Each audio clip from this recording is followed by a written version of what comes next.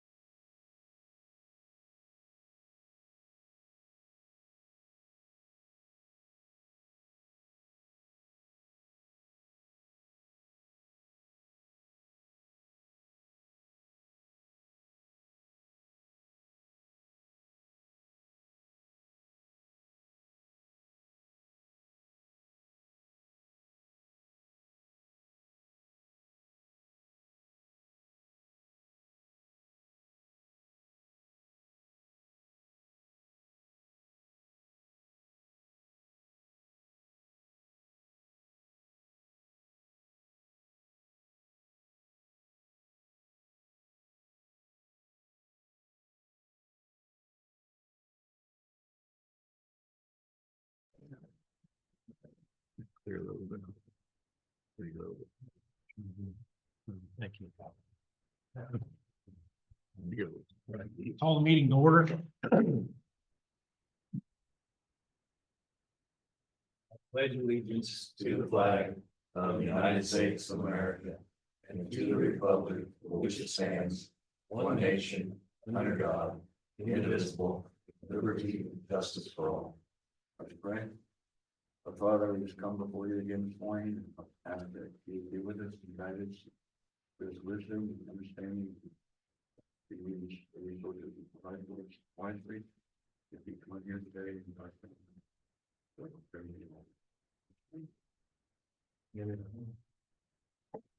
Thanks, Mr. Cole. Okay.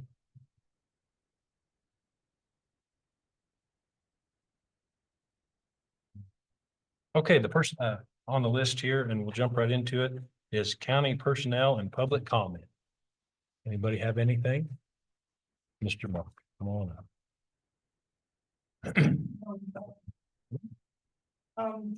If it's okay, I would like to request an executive session to discuss non-elected personnel. I I believe that probably 7 minutes should suffice. And I'd like just 3 commissioners. All right. Well, I would move we go into executive sessions, not elected personnel for a period of 7 minutes. Is there a second? We'll second that. So moved and seconded, all in favor, say aye. Aye.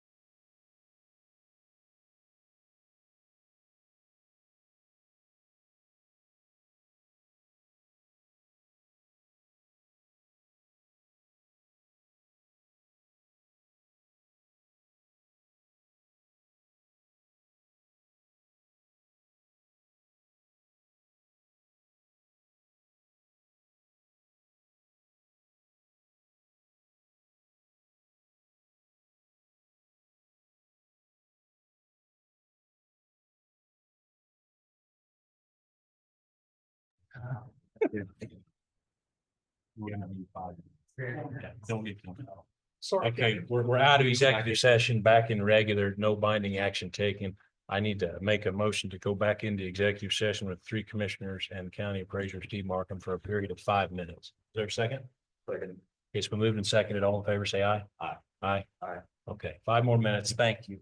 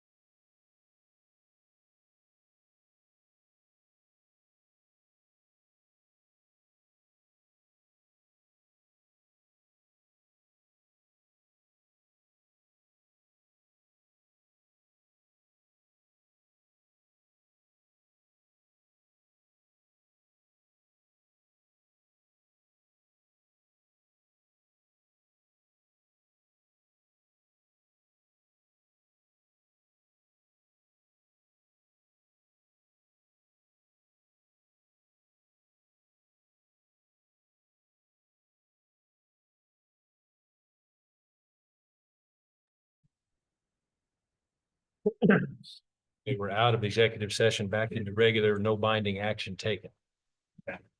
The only other thing that I have for you, gentlemen, is we have our preliminary ratio studies that were done for the year of 2024. This is the statistical measure the state gives us on how we're doing as far as our appraisal to sale ratio. As I have, you can see I have highlighted under the residential, our median ratio for the year was 87.38%. What this means is that according to all of our sales, we are almost 13% below what our sales are happening at. So we're basically appraising 13% below what we should be according to our statistics. That's what that means. Yes. You can see on the commercial line, we're at 96.52. You want to be as close to 100 as you can. So our commercial statistics are great. It's just our residential keeps going up. All of our sales keep going up. So I wanted to present that to you guys so that, you can kind of get that. I know we all hear that, all the appraisals are too high. Well, I've got the numbers that state they're not. They're really not. We're just chasing numbers. That's what my office does.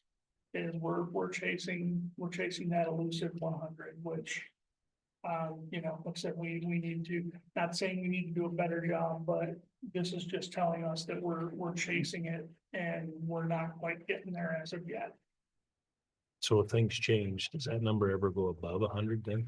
It can, if sales start coming back down and the value, what people are paying starts becoming less for these same houses, then yes, There it goes. you would see that go upward closer to 100 or over 100, which would tell me that then we need to bring our values down. I don't see that happening anytime soon with the way that the market is. Sure. All right, do you have any questions on that or concerns? Okay, anything else? When our meeting's over, I'll just bounce up to this. Okay. Okay. Sounds All right. good. Thank you, gentlemen. I Thank you. appreciate your time.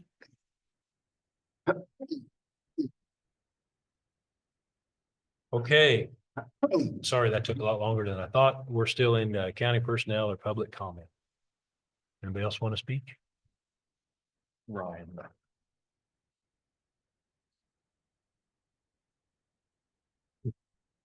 And Dawn, can you be flexible on the 8:30? Yes. Okay, thank you. Brian Shockley on behalf of the Bragg County Rescue Squad. Right. I was wondering about getting permission from you guys to join the Hiawatha Community Foundation to try to gather money for a building. We got a second response vehicle. It's getting some age on it. And basically just asking for permission today to join that. Join what? The Hiawatha Community Foundation. I think it'd be best to try to put it under the county. It's easier.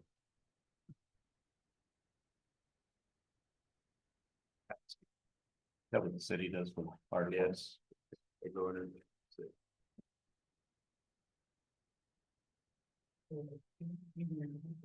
Yes. Sounds like a lawyer question. So the foundation usually, I don't know how Hiawatha is set up, but a lot of foundations, you have to be a 501c3 or nonprofits. As far as using ours, I would have to, I don't know, I'd have to look and see if that's something that could happen. Yeah, and that's what my recollection was on that as well. So we'd have to check with the auditor to see if that's something that could. So if that's the case, is there any avenue to help? Squad 48, is there any avenue to help them achieve Not that? knowing how the foundation's set up, if you had a 501c3 that wanted to apply for that and then they donate the money to them, that's an option, I think, as a third party. I don't know. Without knowing, I didn't have anything to do with the foundation, so without knowing how they're set up specifically, I'm going to give you a specific answer. If they're not allowed to use our tax ID number through the county for auditing reasons, they could explore a private entity that would qualify as 501c3 that could get donations that have been donated to them. So like a Friends of Squad 48, Yeah, something. maybe set one up on your own. Don't you purchase and use our 501(c) for taxes, right? And when you purchase stuff, you use it through us, I mean, part. That's why it's helpful if people have these questions to be on the agenda, and that way we can research and look. I mean, I can't give you an off the cuff answer because I don't know how the foundation and everything is set up, so. We'll have to check with our auditor and see that. You know, whether they used it in the past, I don't know, but it is something we have to check with them.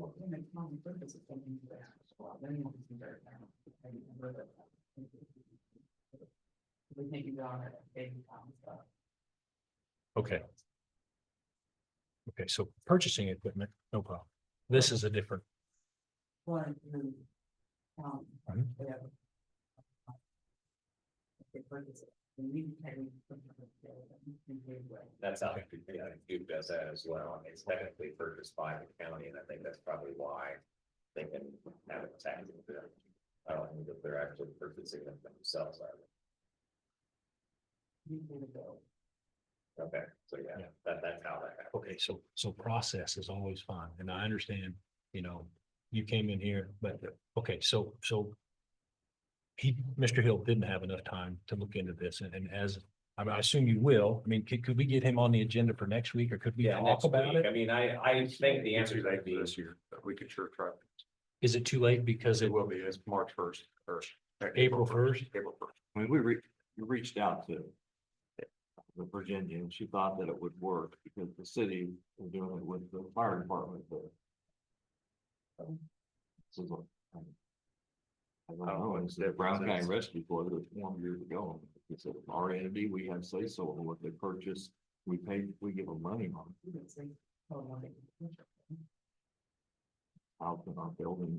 Can't really buy much on that filled out. Okay, so April 1st is the deadline, so we've got a week essentially. Would you have time in the next week to answer this Oh, question? Yeah, I mean, I think it'd only take a day or so. Can we get him an answer? Sure, And so he sure. could do it, or would we still have time if the county gave us I a think- blessing, I'm we pretty sure could I make can. it work? Okay. Okay, well, do you The have? paperwork to get in. Tom. Man, Real- Ask for an off the cuff answer, I would say no, but Okay, if you want me to do more digging, I can sure do that. That'd be But, wonderful. I do think there is a difference in them, and I think that's why the county purchases their equipment. Okay. Directly as the county instead of having them do it, so, you know, how are you guys set up legally? I mean, what, as an entity, are they? I had looked at what the bylaws state on, but I can't remember when it started in 1980.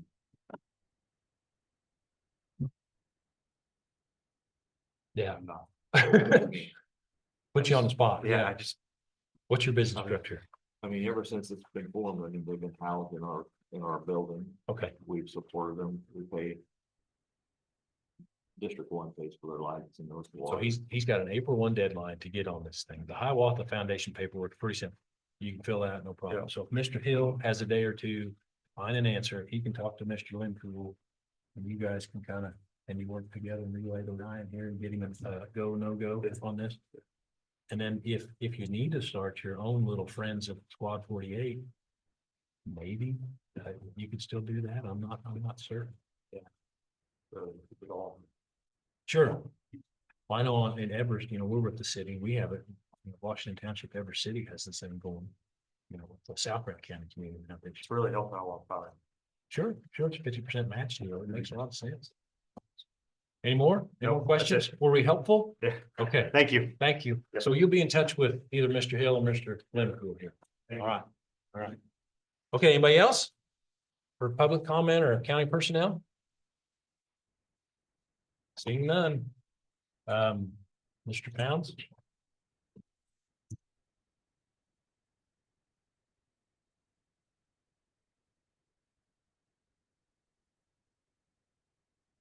Morning. Good morning.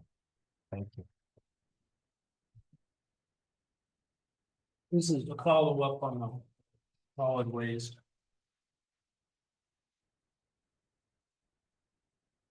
Before we get moving into that, so I don't forget it, I know that you guys have been getting a lot of calls and I have about the burn permits. And I know that Mr. Heinen, I sent you what's happened in the past. And after, is there anything you're wanting to talk about on that issue? You ready to dive right into that? Yep. Okay. Yeah, we can talk about it. Does everyone have you seen the burn permit, that resolution from 2015? If you don't have it in front of you, you can go to the county website and it's under there.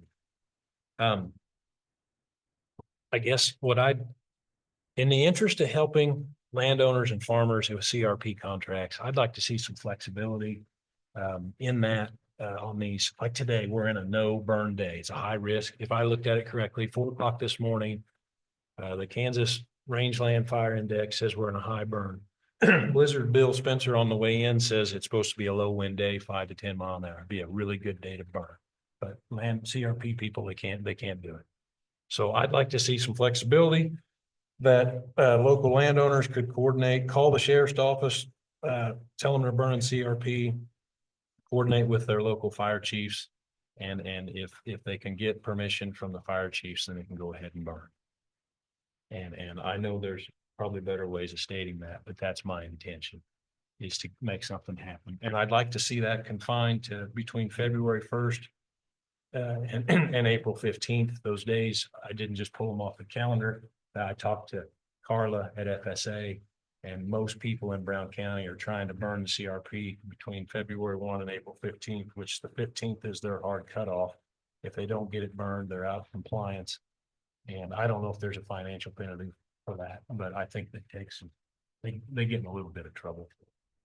So did I explain that clearly? Yeah, and this has been talked about several times since I've been here. When there was a proposed resolution change that I sent to you that had most of that in it. And at that time, I surveyed all the fire chiefs and I put the results of that survey in with this. And all that historical. Some of them said if they were given the responsibility of granting burning rights on days when the state said they shouldn't, they said they weren't going to grant it, but that's up to them. That's They weren't going to their do that. prerogative. If, like today, the state says, no, you shouldn't burn, it's not safe, okay? And with this resolution, it's granting them the permission to go ahead and grant it. Right. Some of the fire chiefs said they would not grant any of those because of liability they perceive.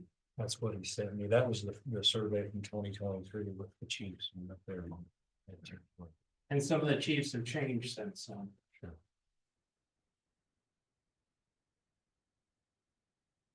Some chiefs really want it to where there's a lot more burning. They say they know the farmers themselves, they know who has equipment to control it and their reputation, and they think they should be able to grant that permission. And others say they don't want any part of that liability.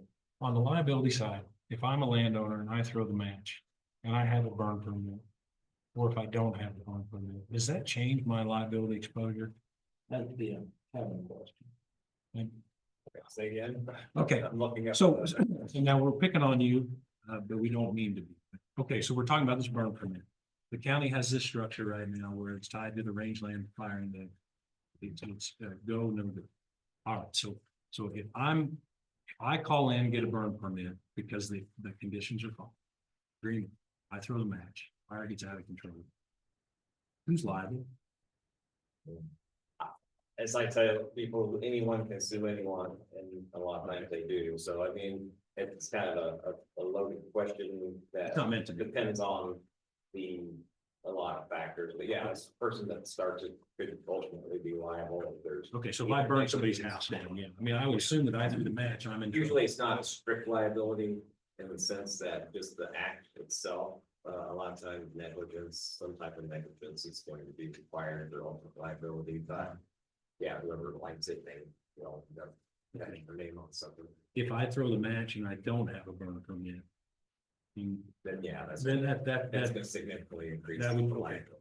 okay, so if we have a resolution here that says the county is gonna abide by this, but we're gonna grant an exception for CRP during this range of dates, that February 1 to April 15th.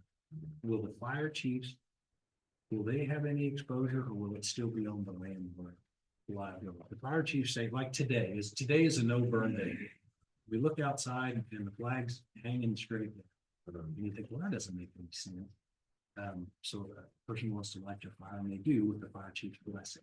I mean, During is the that a gray ban, area? during a ban, yeah, it's gonna be a gray area, that there's still probably gonna be some liability, something like that. So if I look at the rangeland fire index and my internet won't up there, never mind. It says on it's got high, it's got moderate, high, very high and extreme. Moderate, you can go ahead and burn.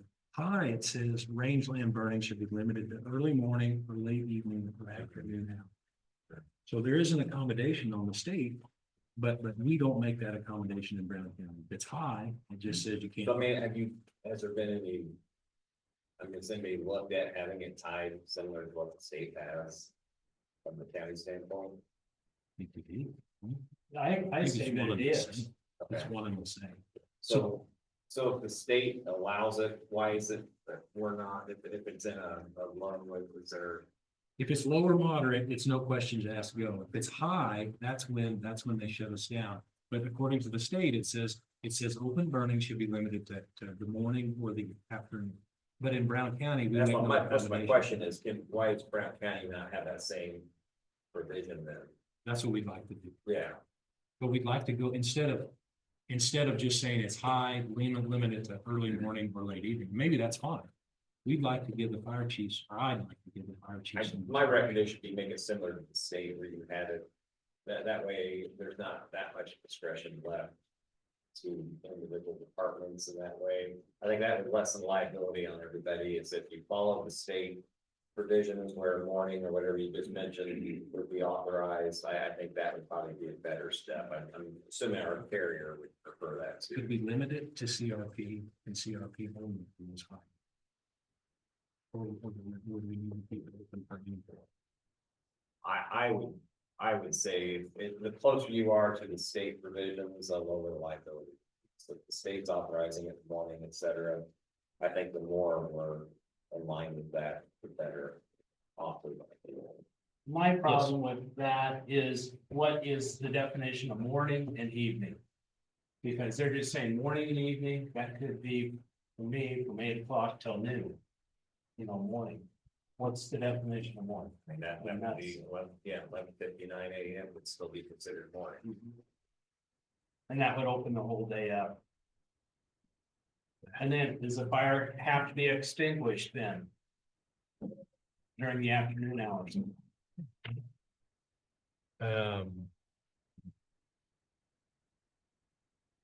Or is that a question? Well, no, I'm just making that statement. Will it have to be? My goal is to make it so a responsible person in coordination with their local fire department can get the burn done on days that will allow it. And my assumption is it will be done in a responsible manner. That's what I'm after. I still want the landowner to call the sheriff's office. The sheriff's office dispatch says, we're in a high, we can't burn today. And the landowner says, well, I've got CRP, the conditions look right for this period of time. I've got 8 acres here.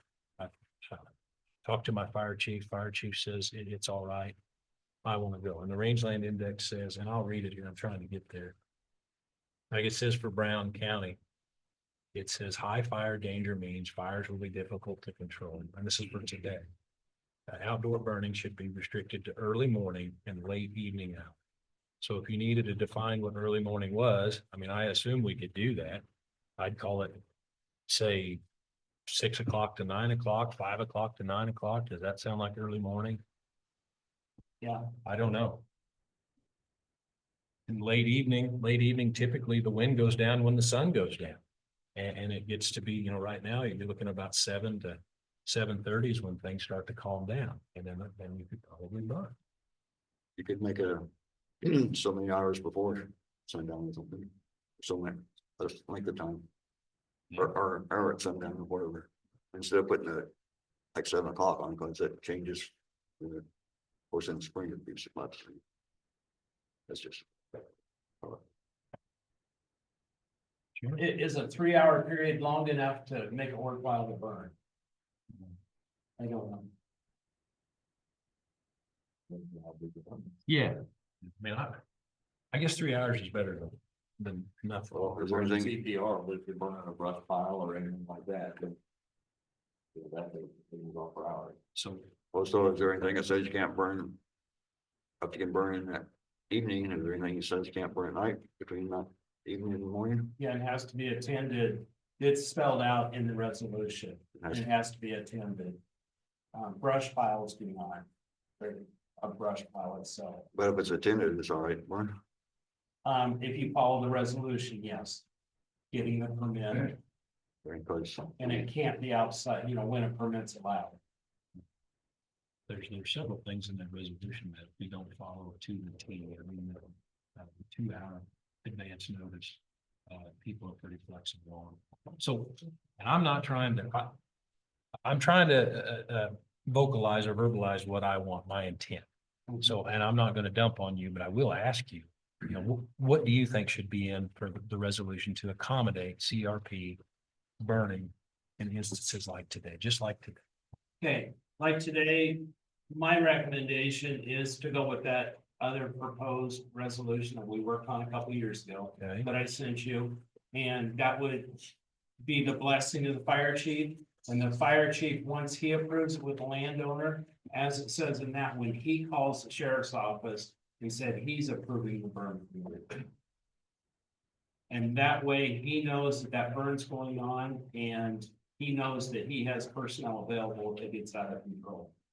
Well, help me out here. I'm looking at a letter that you wrote, and then it shows the fire chief survey. It's got a different attachment resolution. All right, now. Did you guys see this at all? No, I did not see it. It would have been. Okay, so is it, 2 years ago.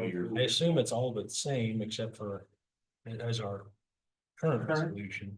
Or is it No, completely there's- different? It's not completely different, but there's stuff changing. Like adding that the fire chiefs have the authority, I think it's only like 2 sentences. That the fire chiefs have the authority to grant the burn permit after the sheriff's office has denied it. If I showed you this, could you point it right to it? Because I don't see it.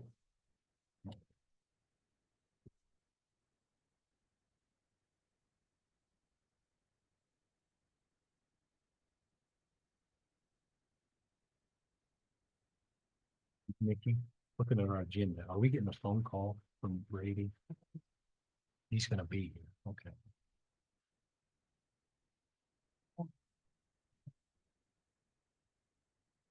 Proper for me to ask a question. Sure. Is the state, or are they saying no burn for the whole state, or do they come down to the county? Our county. They go by county. If you go to the Brown County website, under permits, burn permits, it'll explain it. It has a link to the Rangeland Fire Index, and it's alphabetical by county in our part of the state. Okay, so, It seems that there are days when, like last week when I talked to you, sure. the day before, we had mist, we had some rain, we had sleet. And when I got up that morning, the ground was white, meaning we had snow. And that was a high burn risk, according to the state of Kansas. Sure. Well, I don't know who was in charge, but they did look at that. look outside. Do you know, Mr. Pounds, how far is the look ahead on that? Like wind speed for these from the state? Okay, the wind speed, we have a link to the Hiawatha Airport, and we look at it at that instant. At 4 o'clock in the morning. Right, and if they call at 8 o'clock, the dispatcher looks at 8 o'clock. To see what that Really? says. Yeah. they So look it will about change. 5. Yep. Okay, so Changes. when I looked this morning and it said Rangeland is high, if I called now, could it be different? The rangeland is for 24-hour period. It's the wind speed that changes. Okay. Okay, so what you're saying is if the rangeland index was moderate. And we could issue a burn permit, then dispatch is gonna look at Hiawatha wind speed, and if it happened to be over 20, they're gonna say no. Right. Okay, Yeah. understand. So we're just passing the iPad here to look at this. Yeah, this is the difference. Yeah, I remember what it was for them from before.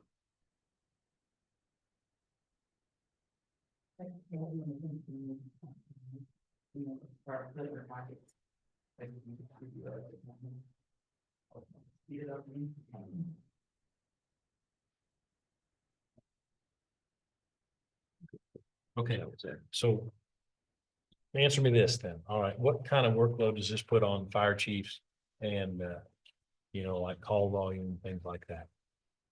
I don't think it's a big deal for them to get a phone call and say, yes, you can burn, or no, you can't. It's, if they're starting to grant a bunch of them, then that's gonna start putting a workload on.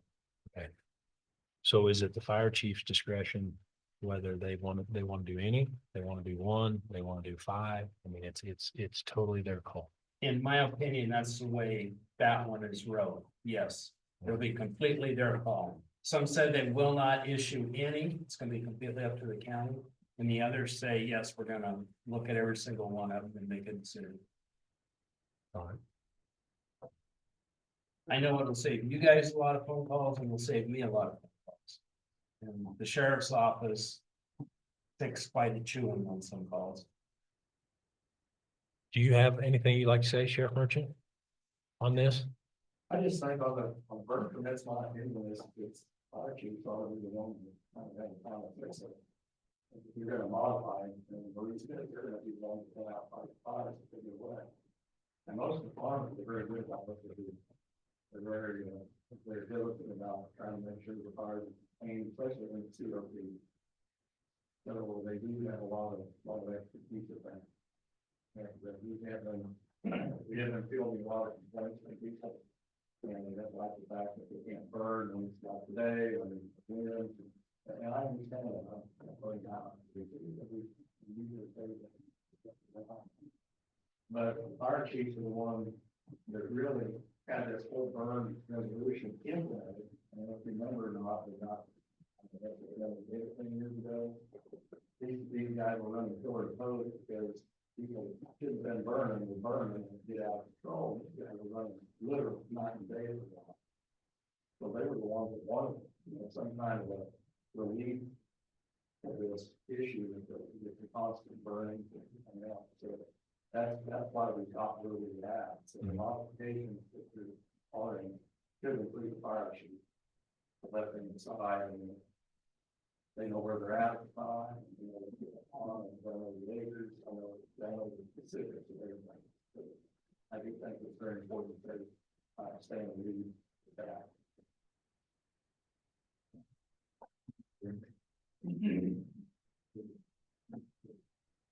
Yeah, whatever everybody agrees on, as long as the fire chiefs are on board with. We'll see if they have to call in, if they grant somebody permission, to tell them that the burn's gonna be active in sheriff's office. Well, the fire chief will help the individuals too. And they'll be able to say, what got you first, or your freaking had in the account. They might be able to take that into account too. I would think so. All right. It seems like if that's the approach, you're putting a lot of liability on the fire chief. And any decision to give a permit should come from the council.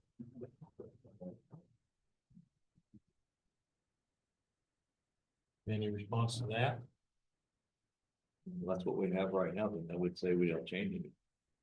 I mean, that's what we have, the county gives the permits right now, but we say yes or no, well, we have a set of parameters that we follow. So if a fire chief says give them a permit, the county would give the farmer a permit to burn. Yes, Okay, that is my question. based on the fire chief's approval. Yes. Yes. So it wouldn't put any liability on. the But fire legal need to Yes, act throw legal responsibility or challenges on the fire chief.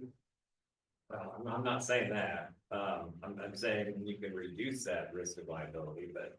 You know, fire chief, grant a permit and conditions that were not suitable and a fire starts, I'm not saying that they would not be liable.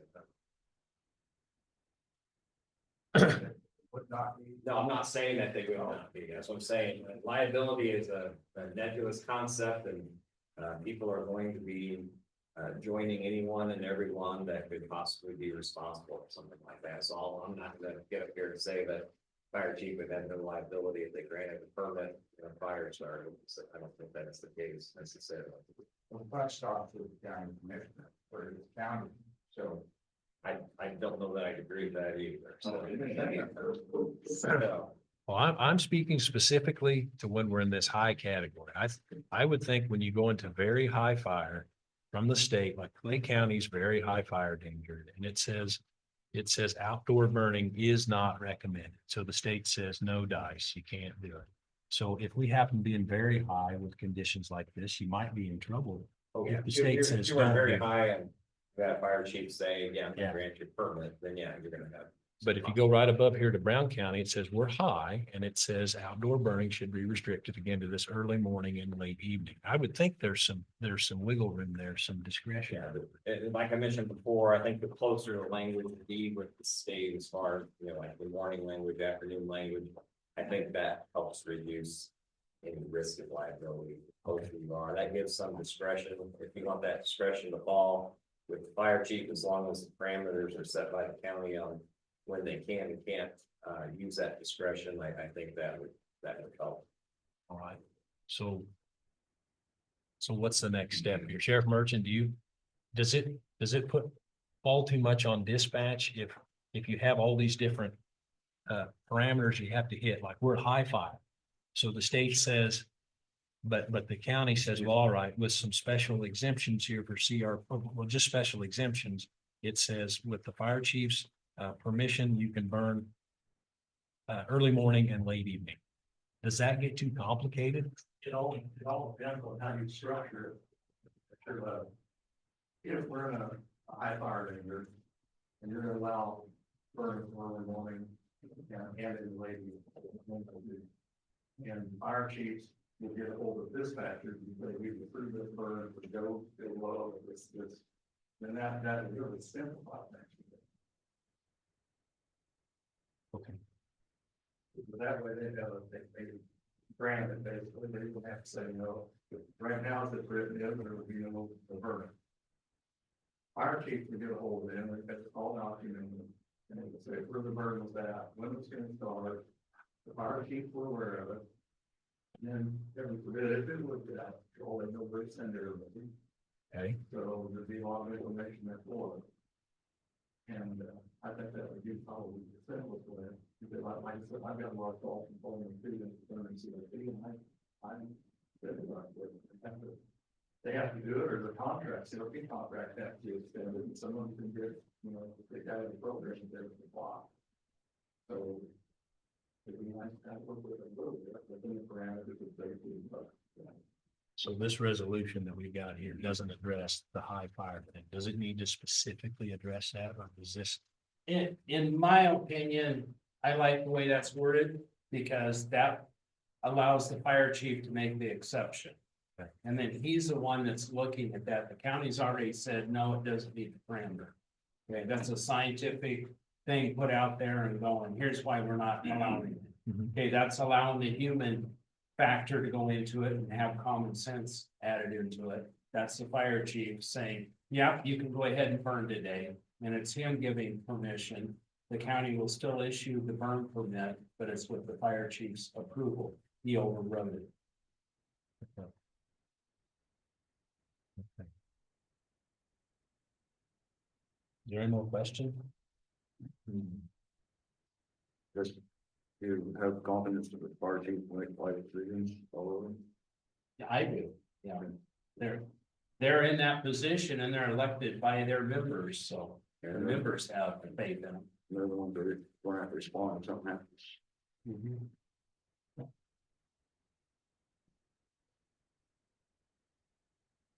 Okay, so at this time, we have this resolution. I have it on my screen.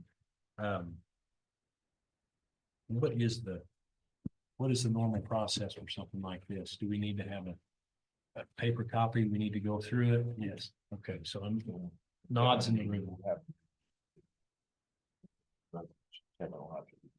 Okay, so I guess if there's just consensus to go ahead and progress down this road, then we'll get this printed out, we'll get it distributed to the right people, we'll put eyes on it, and then we'll come back and then vote on it, or look at it again next week. Does that sound reasonable? Yeah, sounds good. Reasonable to I you? think we need both resolutions in front of us, but you send both of them to us, so we just compare with the differences, and when we can email it out. Kevin, you saw this a few years ago when it was done, so. We'll just be able to review for your. Yeah, just if you resend it though. Yeah, and mine has, for whatever reason, mine has two large blanks in it on that first page. I don't know if that's just a scan issue. Yep, I don't know why it's. Okay, all right. So, does that sound workable? All right, it's not instantaneous today, but we are moving forward. Anybody have any more questions out there? Or Sheriff Merchant, do you have more comments? I'm giving some leeway to the landowner. Okay. Okay, would you have time to reach out to the fire chiefs? Would it be, since some have changed, would it be, could you send out an informal? I will do that. Just ask and then we'll have that again. Okay. Do you have any comments, Ryan, you wanna make? I think it's a great idea. Right. Okay, okay, well, we'll take this up next week then and hopefully have some action. I will not be here Monday, but I should have everything to you so you can do what you need to without me. Okay. Is next week enough time, Kevin, for you to look at it? And Yeah, you can get that, send it to me today. Yeah. Yeah. and is it enough time for you, Nikki, too? And, yeah, no problem. All right. Okay. Moving on. Okay. Let's move over to the solid waste. First thing, the cash and budget summary is that sheet that comes out every month where we look at our budget. I still have problems with that because I thought I was doing good. And from the training I've had in the past, I used the right column over there. And percentage wise, it says what's left. And I had, at the end of February, you should have 83% of your yearly budget left. And I had 84%, so I thought I was doing very good. And then I got the red mark saying, well, I'm way overdrawn. So I didn't have anything to do with the last year's budget. It was done before I started. But how is that happening? Why did that get the red flag in it when I still had 84% left? And 83% is where I should have been. I had more than enough. So, we won't get into that today, but Your packets were not your budget. So you did the budget, with Heather and that was before the Nick Smith expense started, so the budget part didn't include that. I don't understand that part of it. And the packets were- And budget's fine. how was the budget ever made without the cash being taken into account? I don't understand that. All right, let's move on to the next. I did a bunch of figuring, the income in 2024, I used the whole year. And when I started in August, I broke it into that because I made a lot of changes. C&D, it was unbelievable. There was way too much trash going into C&D. It was not proper at all. So when I got there, that changed. So the waste stream changed, going to the trash for. So monthly average January through August was 79,000. The monthly average from September to December was 83,000. So that really changed up to there. C&D, the monthly average for the first 8 months was 8,000. After I started, it went down to 4,900. So it almost cut in half. So that was telling us half of the stuff that's going to C&D was trash. So that therefore cut down a lot of the money that was coming in to the landfill, because what goes to C&D is pretty much all profit for the county, instead of hauling the trash to Perry. So let's look where we're at to fix that problem. MSW is municipal solid waste, that's the trash. We are charging $63.50 a ton for the small haulers in county. and you can go on down out of county 6850, volume hauler 60. We pay, and these are the same numbers I gave you last week. If Ham comes and gets it, we pay 45-47 a ton to get rid of it. If our hauler Nick Smith takes it, it's 55-62 a ton. And if you look. And then we go on down CMD, in county, we charge 28, out of county 31.50. So the last thing on that page, average expenses for the last 8 months. 104,000, average income 85,000. So that means 18% loss. Is the last 8 months since I've been there is the average. We're losing 18%. So to take care of that, my proposal. Which doesn't that answer the question? That's where the cash is going. No. So the cash is disappearing. It's been plugging the hole.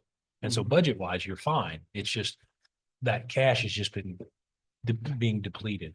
at a But time.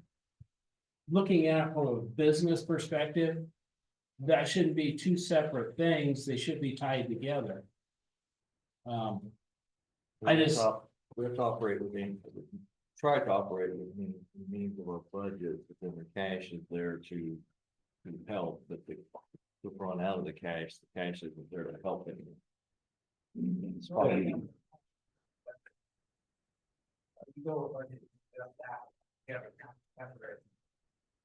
If you have a cash available, then I don't. right, So, but that should have never have happened. And, you know, I'm learning. But Aren't we all? yeah, should have, something should have came up ahead of time to warn me. We were headed in this direction. So, you know, I'm learning. All right, next one. I checked the neighboring counties, Nemaha and Atchison County. All right, Nemaha County, in county is $70 a ton for trash. Out of county is $80 a ton. Atchison County, theirs is free because they pay for it with their taxes. And they do not allow any out of county. And right there, it shows you currently 63.50 and 68.50 for out of county. All right, C and D. Go ahead. on this, the $70, how do we differentiate from in county, out of county on the big, our trash hauler? We don't, they get a set, So this is just cars that come in, they have a, right? out of Pickups and county trailers. tags. Yeah, they come in with an out of county tag or out of state tag, and they get charged a different rate. Right, or if it's a hauler, it's not a volume, but he says, I'm doing work in Hiawatha, which some of the contractors do, we give them in county. Use their word on it. C and D, Nemaha County's $40 in county, Atchison's 45, Brown County's 28. So we are way under, that's why we're getting so much. Out of county, Nemaha County's $50, Atchison again does not allow anything from out of county. We're at 31.50. How much So- out of county C, excuse me, how much out of county C and D do you get? Substantial? I would say probably 70% Really? is out of county. Okay. I started asking haulers. If we don't allow you to dump here, where would you go? The ones from Fall City said they'd have to go to Tarkio. So that's quite a ways for them to have to go. Okay. All right, here's the bottom line. The MSW currently at 63.50 a ton. I just did this on, not figured in a high dollar, the volume haulers. 63.50, if we raise it 20%, would make it 76.20. And et cetera, to 30%. Okay, Nemaha County is 10% above what we are now. Okay, out of county, same thing. I put the numbers across there. Like I showed you on the page before, just to break even, I have to have 18%. I think we need to go above that some, to have a little cushion. Because we're already in the hole and need to make that up. So the minimum raise, I think, should be the 20% one. I put a couple more on there, so there's something else. C and D. You look down at that one and the municipal solid waste, we are just making a little bit of money and we're taking it and moving it on down the highway. C and D, we're burying it out there on the county ground. That's where the county is making more profit. And currently, we're charging $28 a ton. And that's 61% below Atchison and 43% below Lemont County. So I think we really have room there to move that up. Powder County, Atchison County doesn't allow, Lemont County, we're 60% below them. So on the C and D, we have to be careful, we bring ourselves up so much, we really got our money coming into the county. Right, it's, yeah, when you raise prices, they're gonna look, is it worth driving the extra to come to Brown County? Right, Is that so what you we raise want it too Is much. that what we want to accomplish, to stop the traffic coming in, but then that's gonna create a bigger budget problem for you. And then up here, you're gonna have to raise it a whole lot higher yet. Yep, I agree, it's a balancing act, you know, just like in business. So, I. 20% is the bottom line, in my opinion, we can't go below that. And for the municipal solid waste, that's gonna put us closer to what the other counties are. My proposal is 20% on MSW. Do we have other counties bringing their trash over here because it's cheap enough for them to drive? I don't know if it's solely because of that, or if it's more convenient, like if they're in Sabetha already. You know, they're gonna come this way because it is cheaper and it's not that far, depends on where they're running the routes. Okay, so doing the math here, the math. The C and D is the profit center for the landfill, that's right, It should be, and trash is essentially in and out, and you just try to recover your costs, that's where we're at now. right, So help me out here, when I look, when Ham hauls it, and I understand that Ham, their company trucks are not consistent, is that the right word, not Yep. available, reliable. reliable, okay.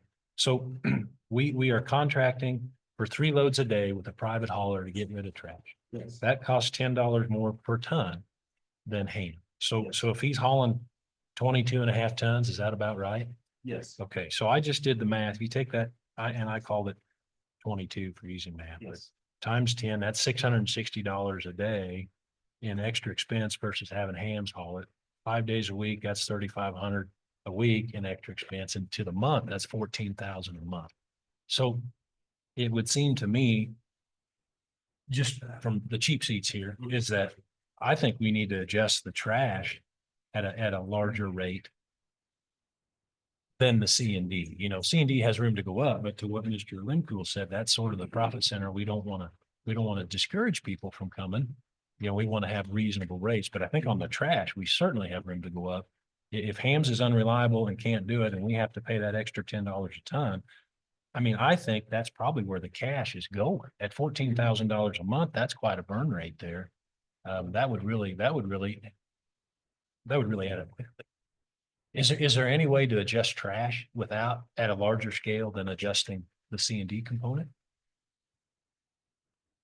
I'm, As much, excuse me, is there any way, okay, so you presented on your last page here a scenario here where we see our in-county and out-of-county solid waste, is that the better way of saying it, rates, and how we are below our competitors, for lack of a better term. okay, So the trash, the solid waste is where I see that the landfill is not at least meeting their expenses, and it's in the most need of being raised, those fees. my argument to that is that we are so far under what the other counties are doing on C and D Okay, in comparison. and I don't want to not adjust it, but what I'm saying is should we adjust the trash, the solid waste component at a higher rate to try and make it cover its own expenses? And we can still make a change to C and D, but instead of hitting customers to the landfill on both at a high rate, maybe we can, because trash isn't paying its own way, maybe we need to adjust it higher and then keep C and D. I mean, adjust it, of course, but maybe we don't need to go up so high. That's what I'm trying to communicate. Does that make sense? No, yep.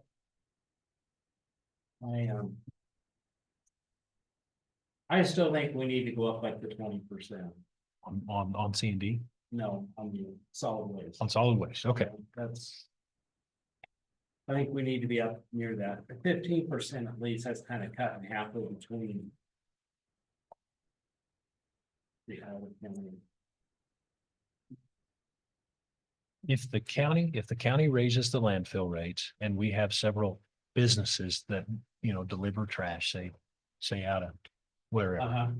how does it work with them? Do we just notify them of an increase and then, or we're not on a contract with them No. per year? Okay, That's what we did last time, was just notify all the haulers. Okay. So it's going. okay. I think we tried to give them like 30 days, so they have time to notify, raise, pass it on, because it just. I mean, it just trickles down, and Yeah, it does.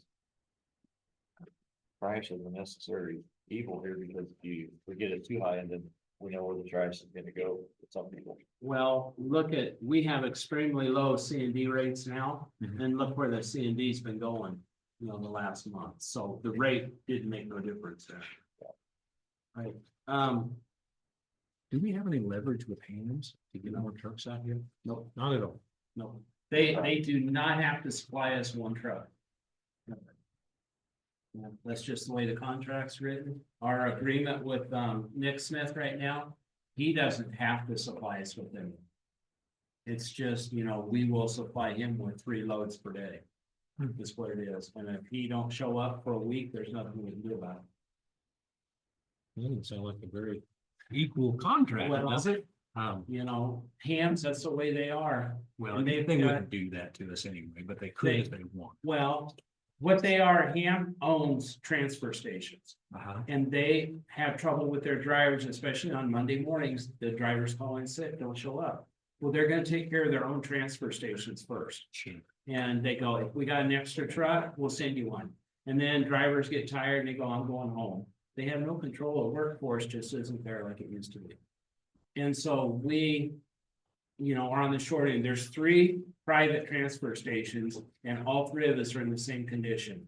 All 3 of us have trash clear down to the scale on the same day. And it's because Ham is taking care of their own and they are short on drivers those days. Okay. And I really appreciate them hauling trash the county last week. District 3. Came and hauled that. You Oh, know, down to. they took a trailer down. They Yeah. put 2 down, you know, Okay. Bill went on the last one. You went to the landfill? Yep. No kidding. Interesting thing, I'll go see what it looks like on it. Yeah, you just hopped in and rode. And District 1, John was ready to take one too with his Oh, truck, sure. but extreme help, I appreciate it. Okay, so in the interest of time. Do you have more flexibility or do you need to Yeah, go back I to the do. office? Yeah, I think. Okay. Mr. Lincoln brings up an excellent point. We are way out of whack here on the clock. So, I will sit in the back. okay, thank you. I do want to give a quick update. I was hoping Mr. Shockley was still here. I did some checking. The foundation is through the Manhattan Foundation. And so I did speak to Virginia. Virginia, I don't know who spoke to Virginia. She did not say that they needed to use our tax ID number. So they do not need to use our tax ID number. They can get the foundation grants through something called a grant fiscal partnership, which is what other entities have done. As she said, all he needs to do is call her and she can get them set up this week. So it looks like it's a non-issue. So I think she told him that she could do it that way, he said, but she also said it'd be better. Yeah, she if said had that, the 501(c). yeah, she said that she asked who, how they're going to do it. Are you going to use the county's tax ID number? And he said, I don't know. But she did not say they needed to do that. She said they could easily do it under a grant fiscal partnership, so. So, how And do the we, difference with the city is it is a city department, they get W-2, that's how the city's fire department can do it. Our rescue squad's not a county department, where they get W-2 from the county, so. do you have that? Like on a paper that I could hand with that, and so you could get it taken care of? Right there, okay. So, yeah, all he has to do, that's what I hope you can see, all he has to do is call Virginia, and the term is grant fiscal partnership. And that's all he has to do is contact her, she can get him set up this week. Okay, Virginia, Should all be taken care of. could I ask a favor? Sure. Would you just type that Yeah, out? I can send you an email. Okay, perfect. Yeah, perfect. And does anyone have, well, we can get a hold of Ryan or you got his number, we can just snap it and text it to him. Okay, thank you very much. Very quick and easy. We have a 9 o'clock that we're 20 minutes late for, with Brady. Ekstrom. Hi there. Good to meet you. Good to meet you. No, Hey. Yep, I just brought up the contracts with Hall Brothers for the 270th Road project that needed signatures, and then those will be executed.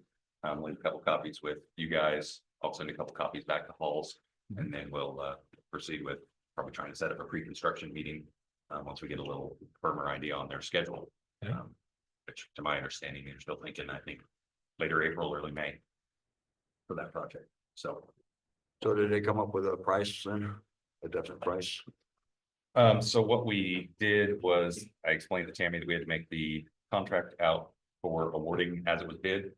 And then we have a change order to sign that reduces the asphalt section thickness like you're wanting. So I think But did they give you how much deduction that was off the original price?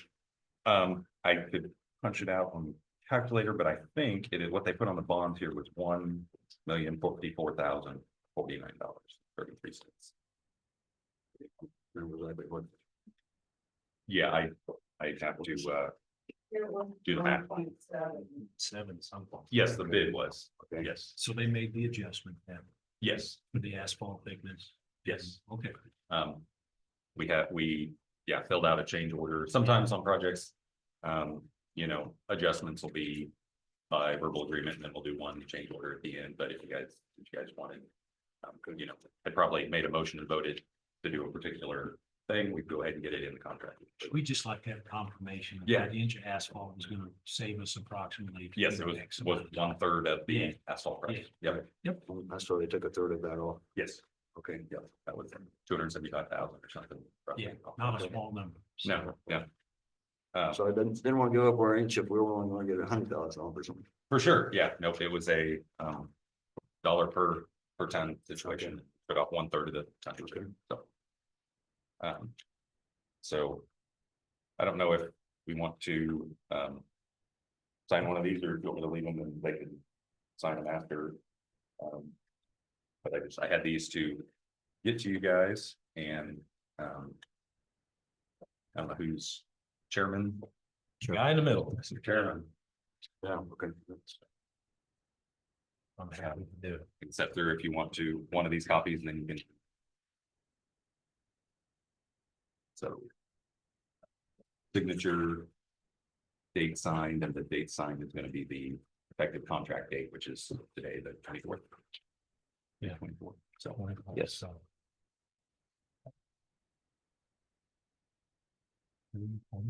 Yep.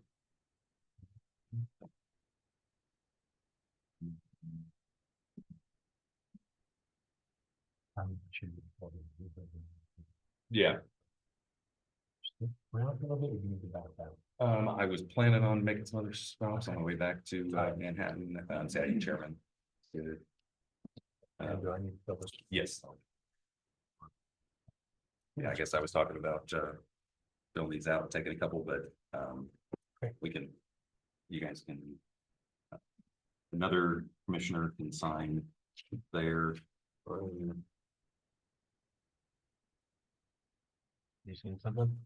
Well, so what, it's over here, they have the price for $15.89 or something for that part of it. Mhm. And my understanding was you voted to award the alternates then as well. Okay, well, not this, Not the one, but the intersection. Correct, yeah, Right. so the contract was for the total volume, and then we minused out 1/3 of the asphalt tonnage and the asphalt on the intersection. intersection, yeah, 25. Yep, Trust me. I'd say without getting my calculator out, and showing you, Right. but yeah, that's what so if you want to get another Oh, would you commissioner on the attest to that, I guess? contract.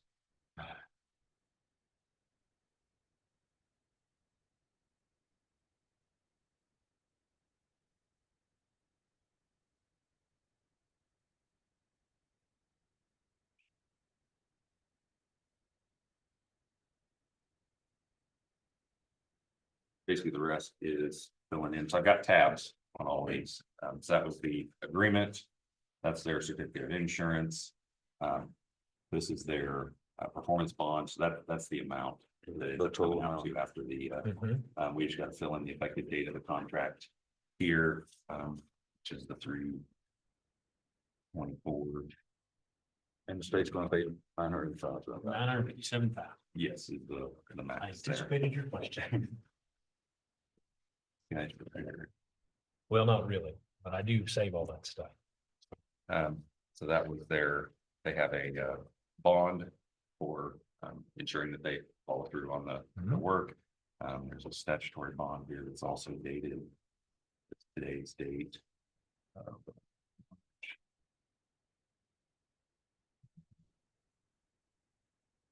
Tab.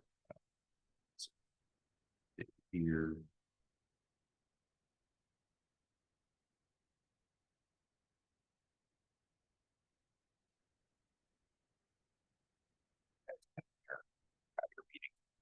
Sign the rest of them if you want, just let's save the time. It's the power of attorney for the We'll boss. just sign the yellow tab. Each tab, yep. Each tab. Each place Each this tab tab. has a place to Okay. sign or date. So this was the change order. Okay. That took the contract price from 1,738 to 1,454. And no change to the calendar completion dates. So this one would be Paul Brothers, the contractor signed it. That's the owner needs somebody to sign.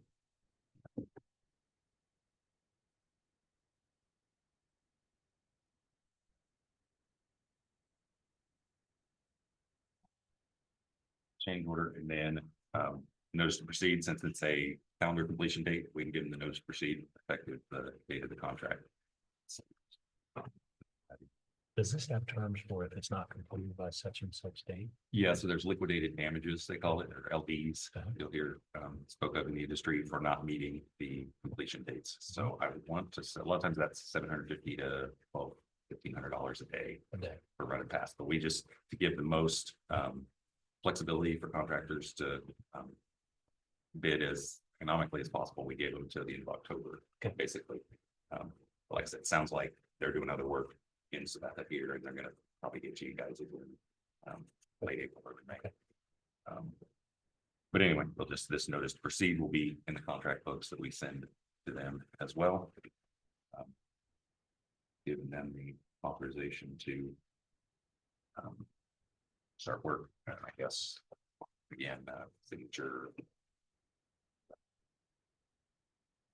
Some contracts are by working days, and we wait and give them a notice to proceed when they're ready to start, and then start counting days. So is there a limit? Do they give you an idea how many days they're taking? We talked about that briefly. That'll be something by a pre-con meeting. They'll need to provide a schedule. I mean, thinking Surely the 3 or 4 weeks. So, yeah, Depending on how big pieces they break it up into and phase it, because handling local access for folks through the work is going to be the difficult part. So anyway, yep, that was all the tabs there. So if you guys are comfortable with, I can just leave the rest of these to do the same Sure. and the rest of them when you have time. So the rest of these are gonna be signatures, dates, so on and so forth. Yep, Okay. exactly the Okay, same as but we this is did the it. only one you needed to pick with. I can leave it as well and then Okay. just coordinate picking up or honestly, if we schedule a pre-con meeting, you can bring them to the pre-con. Contractors are usually good with just getting them All right. the book then. Okay. If so, that can be your example. So All right, see all what right. you- see Yeah, what you I'm do the just, rest. I'm intimidated by all the tabs there. Yep, they're all identical, Okay, five copies. okay. So, yeah, I just offered to bring them up because you guys, it sounded like maybe you had some questions or anything, but at least an opportunity to meet. Yeah, no, I'm glad you came up. Talked to you on the phone a couple Sure. times, so it's nice to put a For sure. face with voice, so. Yep. If you have any questions about the thickness on the asphalt, 2 inches versus 3. Not that I haven't asked you already, but do you want to explain it? Or do you feel like it's worthy of an explanation? The I shortened lifespan. felt we like, know that. yeah, we discussed, we got input from the state pavement designer, you know, on what their thoughts on reduced service life should be anticipated. Mhm. And I, And you clarified the subgrade work, if that's the right term, Yeah. that the asphalt shouldn't make up for irregularities in that, correct? yeah, referring to that letter we got from Hall Brothers, yeah, we'll just need to be proactive in setting expectations and, you know, And did that letter serve that purpose? Have we been proactive? I responded to Hall Brothers via Okay. email, but yeah, pre-construction meeting time, that'll be something to be clear on and to watch during construction. And that's is that part of your function, during construction, that someone will be there to evaluate and to. Yeah, so we have some budget in our contract for hourly construction observation services to observe, document, test compaction, that kind of stuff. Okay. So, yeah, that is our intent.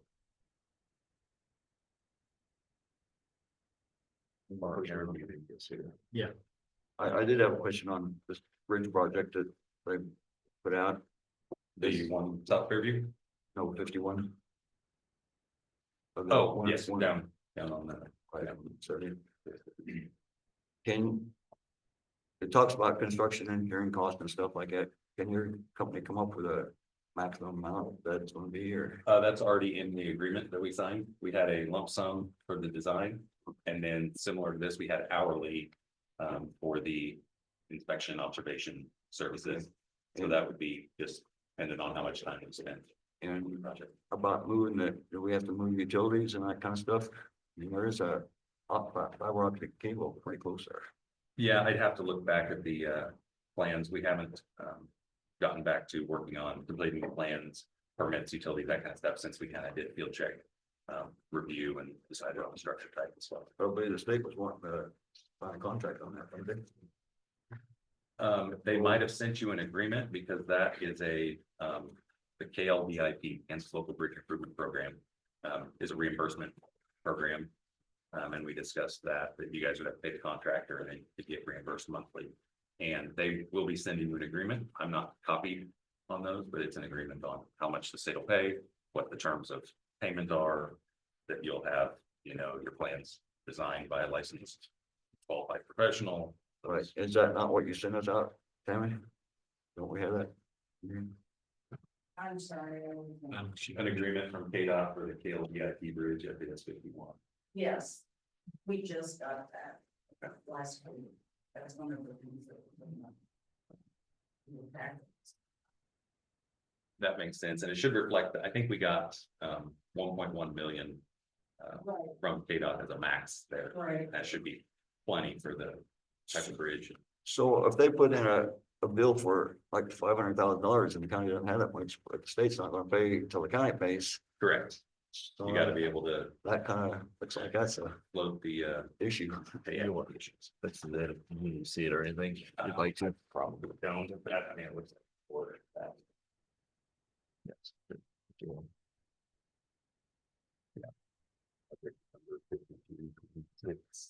And I don't know if we even have the project already have it set. But. Yeah, that's the right bridge. The funding is 90-10 at the 1.1 billion. Yeah. But just the routine paperwork that we needed. Very standard, just change the numbers. That's. Yeah, yeah. As far as, have the whole contracting department that prepares all those. Right. Any more questions for him? Yeah, I know page, but I guess we don't got time for it now. You can feel free to give me a call. I told Tammy that we got on OS2 on Antelope Road. We got approval, permit approvals back for the realign, going around the existing bridge. So whenever we want to, proceed with letting for that, just let me know, I guess. So this 51 bridge, it was supposed to be done this year too, right? Doesn't have to be. When we talked and, you were concerned about funds, you said, let's push that off into 26. It just has to be awarded to contractor, I think, by like August of 26. 26, okay, we got it. It's like 2 years from, All right, The all date. right, I read August and I was thinking August of 25. I must have read it wrong. I You- probably got it wrong. Excuse me. yeah, so you have some time there. to, Okay. Stagger your expenses, Okay, Okay. all right. Any more questions, we'll have to call you. So I That's appreciate you coming fine, down, I mean, really yep. do. Thanks for your Yep. time and look forward to working with you in the Yeah. future.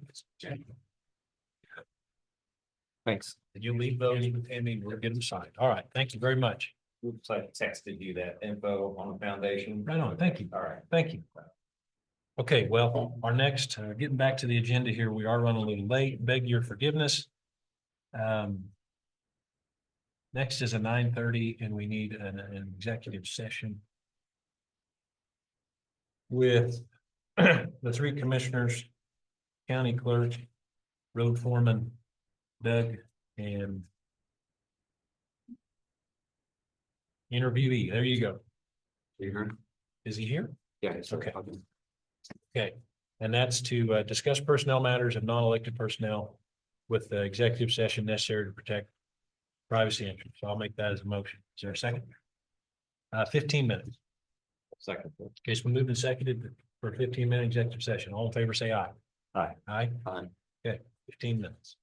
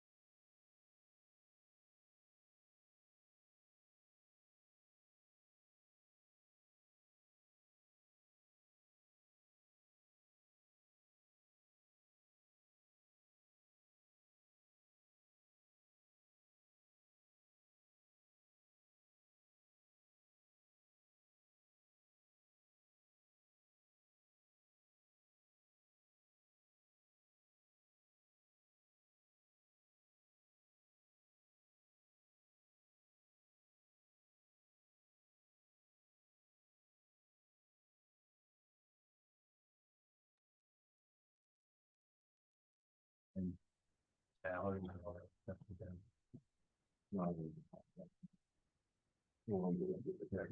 Okay, we're out of executive session, back into regular session with no binding action taken.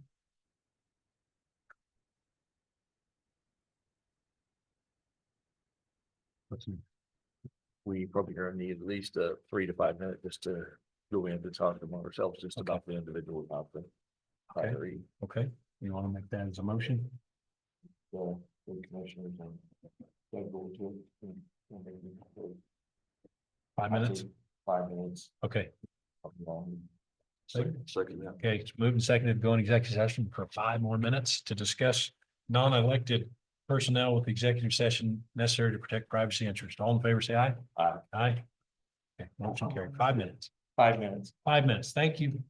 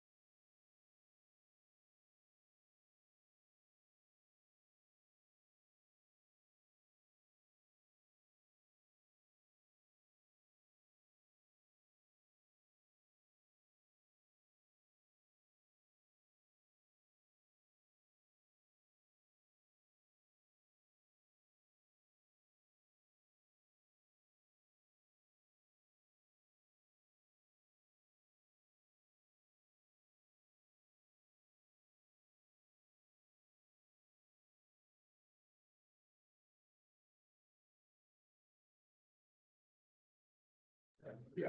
Okay, so someone will make that motion. Or we will need to make it. I- You make it. You want. You want to make it? Okay, we're out of executive session, back into regular, no binding action taken. I'd move away hard to review that story crew, the story crew. Effective. Upon completion of paperwork. Tomorrow. Starting the 25th. Is there a second? I'll second that. Okay, so we moved and seconded to offer the interviewee, starting crewman position effective tomorrow. All in favor, say aye. Aye. Aye. Aye. Okay, motion carried. All right. We're done. We can talk to you after the ball, you can call me or whatever. Okay. One question I had, for now. Okay. That's perfect. You talk after the meeting. Ah, I'll take a couple hours. do we have anything else on this agenda that we need to address before we talk to finish with Mr. Pound? The rest of them just walk through. Anything you need from me before you talk to him? Well, that's what I was. Do you see anything that you need to be in here for on the I agenda? did, but Okay. I just have cases like we haven't through them. No, you're fine. I think You guys just want to. we'll You take can text me then. Thank You're you. okay with Thank the you. changes of the And- personnel policy update that we wanted to put in there?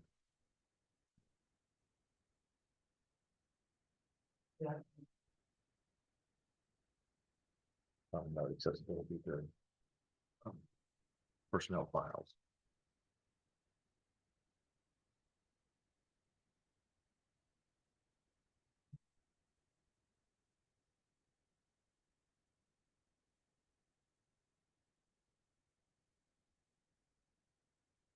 we're gonna take a short recess. For 5 minutes here. Appreciate everybody's patience. I'll make a motion, take a 5 minute recess. How's that going? We move a second, all in favor, say aye. Aye. Aye. Motion carries. Thank you.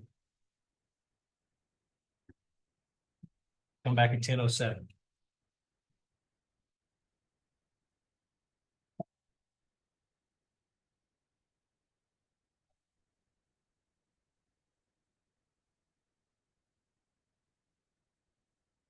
You all right? No? I'm sorry, I didn't hear you. Yeah. So you guys can look at it.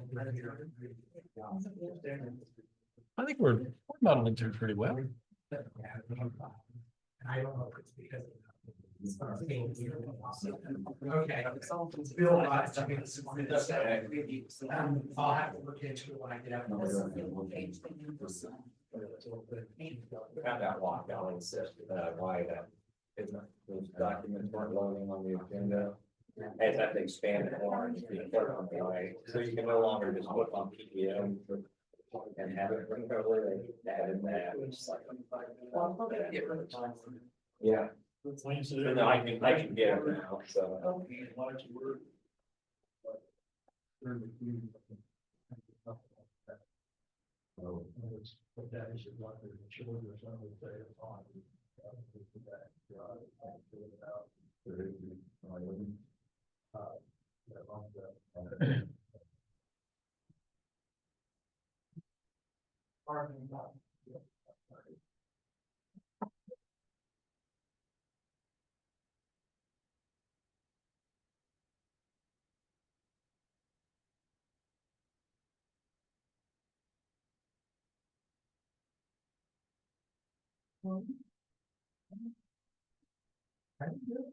Somebody might have hit the TV when they walked past. Okay. And Donnie, I think we'll switch the setup here so that I'm on camera. Yeah, I think same. Nikki needs to. be That's the seen. show, yeah.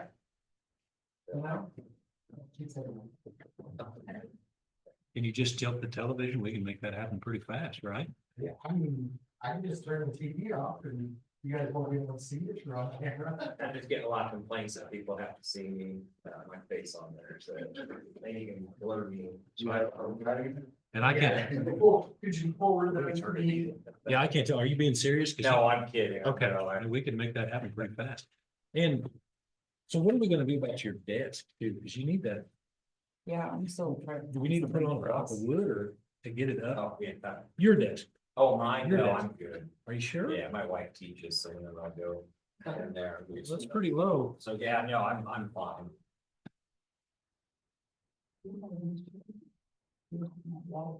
No, this is actually, yeah. REA, they have a chair that is 60. Leave that meeting every night. Like, yeah. Yeah.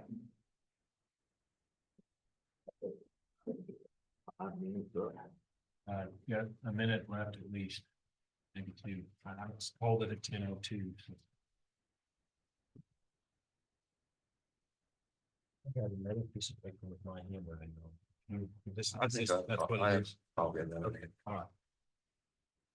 Try to anticipate what you were gonna ask. Pretty good.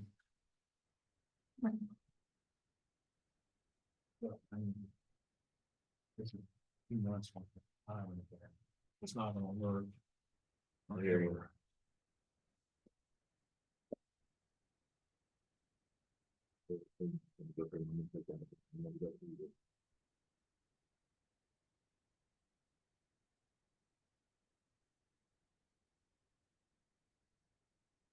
Should have less than a minute here. Is that right?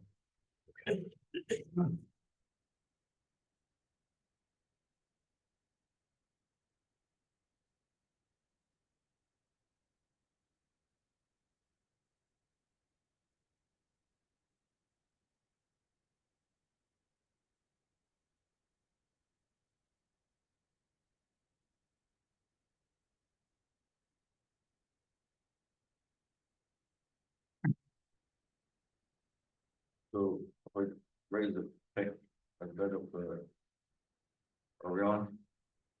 Not yet. Now we are. Are we ready? Yeah. Okay, all right. Okay, well, out of recess and back into a regular session here.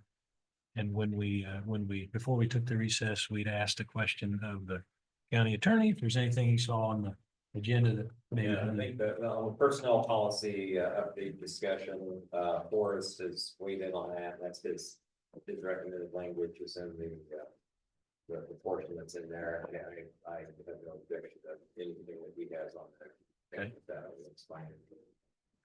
So that's a discussion to make that change in the employee handbook, the personnel thing. Do we need to make a motion to strike that language? Have a motion to approve, recommendations once you have that. And the changes are just as identified in yellow Yes. with the strike through.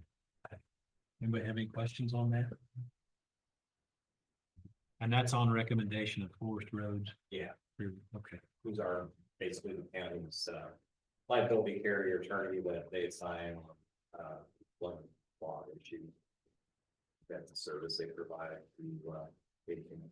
okay, and since the document, since the employee handbook's already out for this year, we just make the change, and do we have to send a notice to employees in an email? I have you guys going on. That thing in the middle, so I think we just put something on. Yeah. So. That's a lot of papers. Yeah. Okay. Okay. Any questions?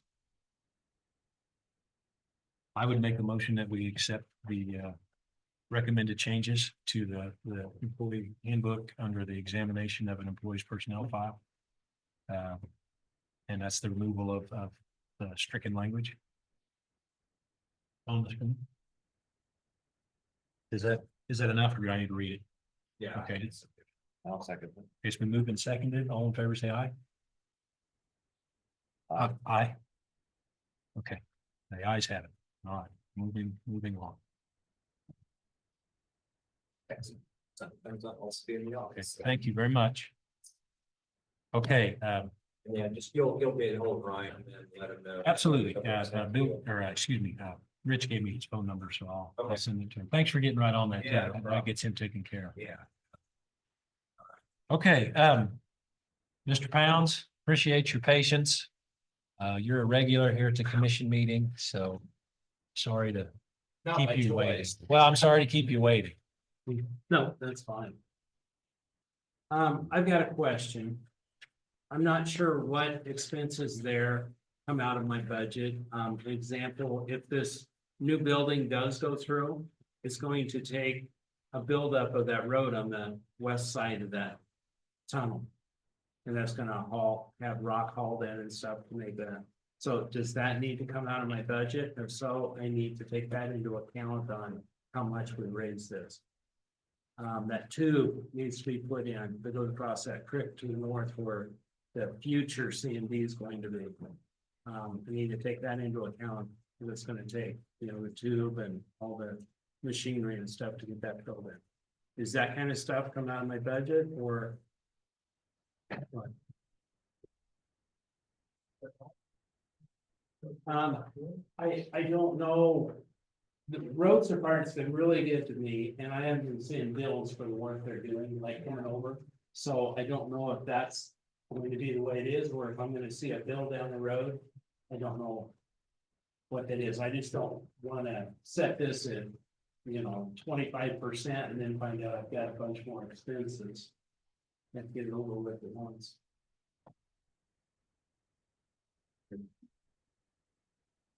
I thought I'd make it plenty, make it. I think land bill should pay for itself. It shouldn't be a tax burden. People don't use it or whatever. So. Like your rock, I think you should be able to fund that in your building. I think that should all be paid for by the people that use the landfill. So, yeah, I'd say make it, don't cut yourself short. Okay. And my problem is I have no savings right now. Right. I'm in the red and that rock needs to be there, if this building goes through soon, so. We'll have to address how we're going to do that, but I'd like to raise it enough so I eventually come out on the black side. Shouldn't have a big excess, but you should have some excess every year.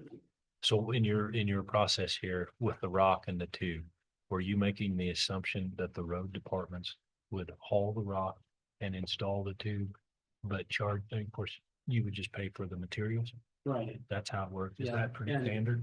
Okay. And I didn't know, I think that it's justified if they bill me for, their time and stuff too, if they Okay. decide to combine with that. Okay. So I just need to know what the plan was. Yeah, so like when we haul the trash the other day, how's that work? And personally, I know when our department does it, we work it into our schedule, try to help out, because. I know we're trying to make the landfill make money, but sometimes when we just have to help each other out too. It's all county taxpayer dollars that we're dealing with here. It's not just the road and bridge. It's not just, everybody's putting their money into it, but yet.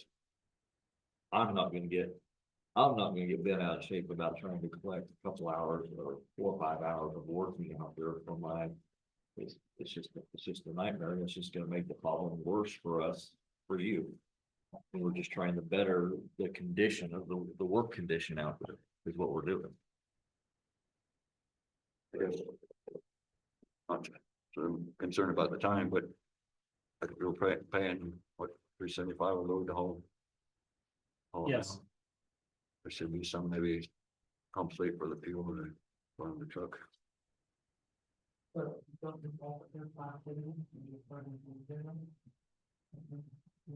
correct. That would be for the. I don't know. Depends on how often I think everything, we don't charge them for the hauling, we charge them for the rock.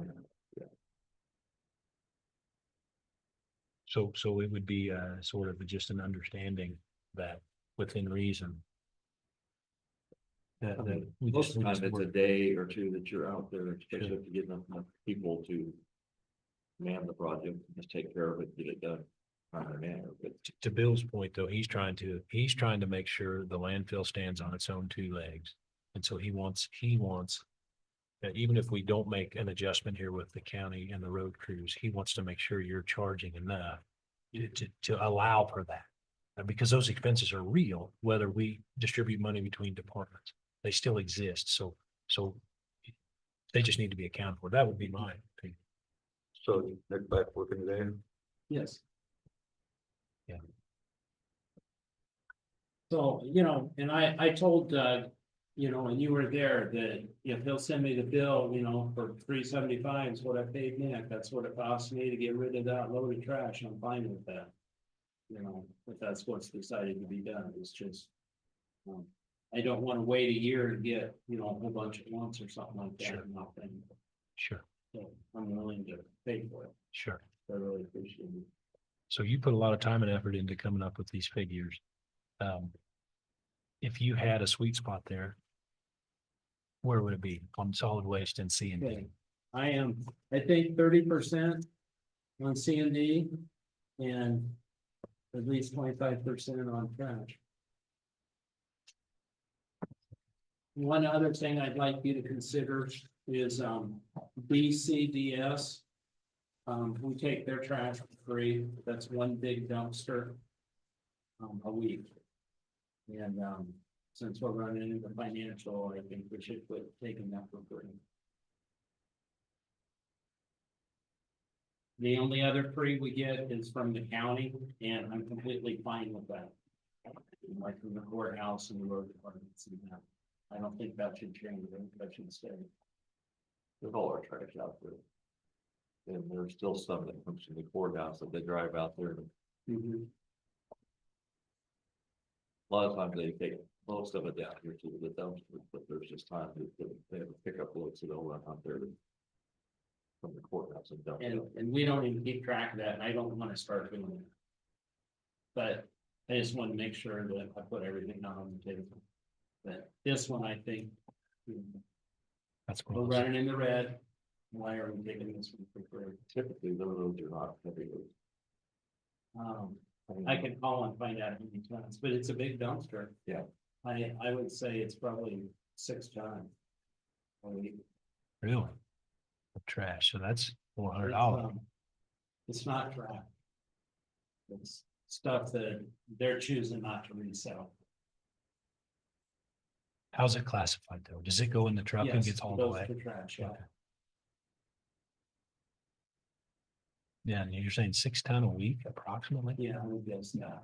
Everybody does a garage sale, everybody has a sale, they, whatever left, they just take it. The BCDS, right. To the cost them, I think, too. And then whether they choose not to put out and sell, they can still in the dumpster.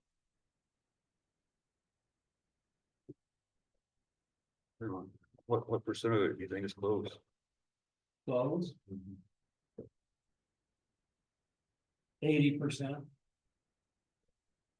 We got a thing from the rescue mission in Topeka the other day. And they said how many tons of clothes they had a year. And they sold, recycled part of it. They didn't get a lot of, they had 132,000 pounds they recycled. We got $25,000 for it.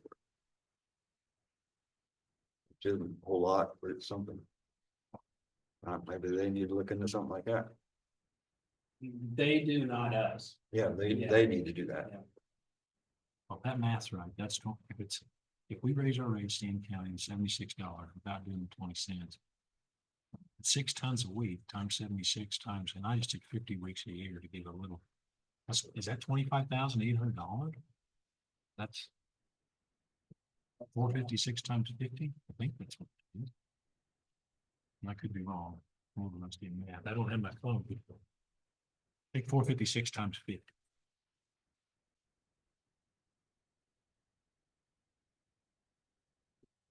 16 times 50, 22. 20, okay, I was wrong. I added 3,000, 22. 22,800. Man, I'm 22,800. All right, I was off my $3,000. Forgive me. That's still pretty good number. 22,800. And that's real. Yeah, here's We get pretty, 300 tons, right? Oh. Yeah, I did 300 tons, 6 tons a week, 50 weeks, Times what? times the $76. So that's 22,800. That's real money on our end and on their end. How does, so with an entity like that, I imagine that's pretty big. That's a big help. Yeah. And I understand why we've done it. Because we're helping them out. That's what we do them a donation every year too, so Okay. don't we? Yeah, we do. BCDS, we. Appropriation, yeah, it's not. Donations, probably not right. Yeah, so, yeah, appropriation. So they get funding from the county every year. And do you happen to know that offhand, or is that quick to find? Okay. 2,200 a month, that's almost. Self-valuable. Right. All right. Okay,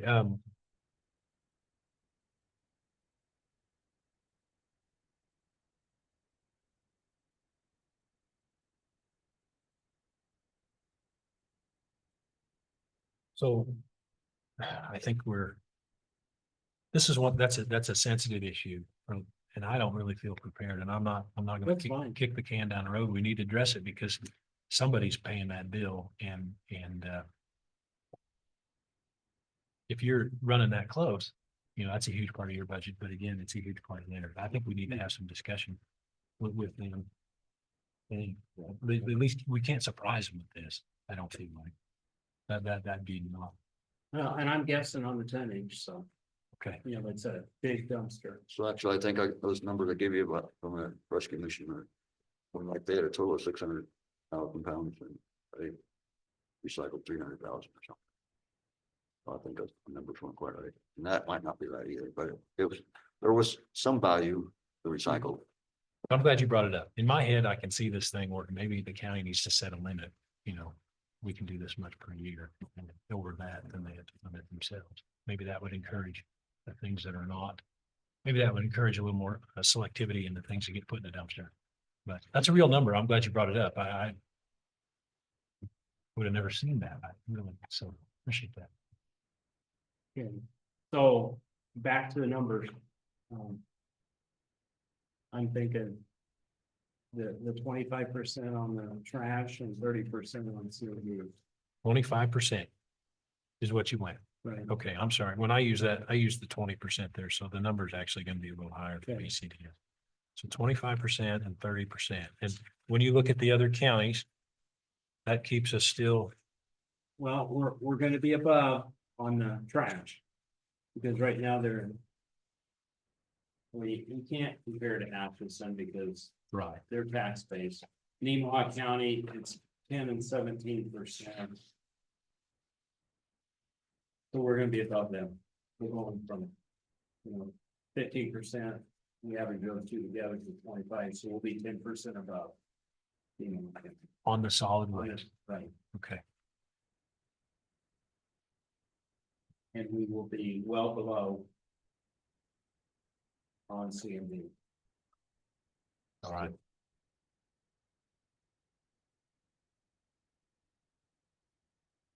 And the 25%, do you feel like that's a big enough adjustment to more than compensate for the cash crunch that the landfill finds itself in currently? I believe that I will be in the black with a cushion by the end of the year, On the end of the having year? 25%. If it goes into effect, we May 1st. We want to give them a 30-day notice. Yeah. I'll be, I'm gonna be more in the red this month and I'm gonna have a red month next month. So I gotta overcome 3 months of red. So by the end of the year, I'll be in the black. And if we have people that upset them on this and they want to take that waste somewhere else, that doesn't hurt us. Right. Not money that we're not losing big dollars if they've taken up their trash truck somewhere else. So out of, this is just a question. So have you looked When did you start the landfill? In August, I believe. In August of 24. Okay, so have you had enough time to look for, I mean, operational inefficiencies, things like that? Or you got it pretty well streamlined? You feel good about the way it's running? There's no opportunities to save expense and, you know, There's always salesmen calling, going, if you would bail your trash, yeah. that's gonna save you money. If you, grind up the C and D stuff, that's gonna save you money. It will, but, that's a big investment right off the bat to get into that. Mhm. And, I don't think I'm ready to look down those lines yet. Okay. Into those big investments to try to, spend $10,000 to save 5,000. So how does the bailing your trash help you? Does that, then You there's you some, don't have Nemaha County has a baler Well, over there. do then they recycle it or? They don't recycle the trash, it bales it and then they put it into the truck, so you don't have the tractor smashing it. You don't have them pushing it off. Can you haul more? Just more concise or just Weight wise, you're. same thing? So, yeah, So I don't see that save, how does that save you anything? I don't. May be able to handle it instead of having it pile up, you could bale it. And so at least it's not out. You'd just be exposed to pushing the it wind. and you wouldn't be packing it. Right, So there'd yeah, be you a push it save, into the baler. there'd be a savings of the time it takes, if you have to pack every load with the. After you push it in, then you have to turn around and you have to pack it down in the truck. This would be a baler. would Okay. Pack it for you and then. Then the grinder would just make it take less space in the Take landfill. less space, yeah. And right now, we're not limited on space. We got a lot of ground out there that we can use, so you don't want to be wasteful, but It'll eventually rot down and sink in. don't want to spend money, when we don't have to either. Any more comments or questions? That was just an innocent question, just trying to. And I wouldn't have thought about bailing it. I can. If we could get the company trucks, that would be so beneficial to the budget, but you're saying you tried and we just don't have the ability. Right. Yeah, I mean, any truck that they could haul in is $200 and some right to the county. Right. Yeah, I agree, and that's the way it used to be, that when I started, that trash was almost down to the scale on a regular basis. yeah, And we can't have that. can't do it. Yeah, I agree, because the wind blows and the stuff goes everywhere. Yeah, And we're violating our permit. So that was our only alternative, was to hire somebody to take that trash. so here, look into the future. The contract for hauling this trash through a private hauler is that out for bids now? Yes. Okay, You know, the date that that's due today. It's this long. Yeah. It's.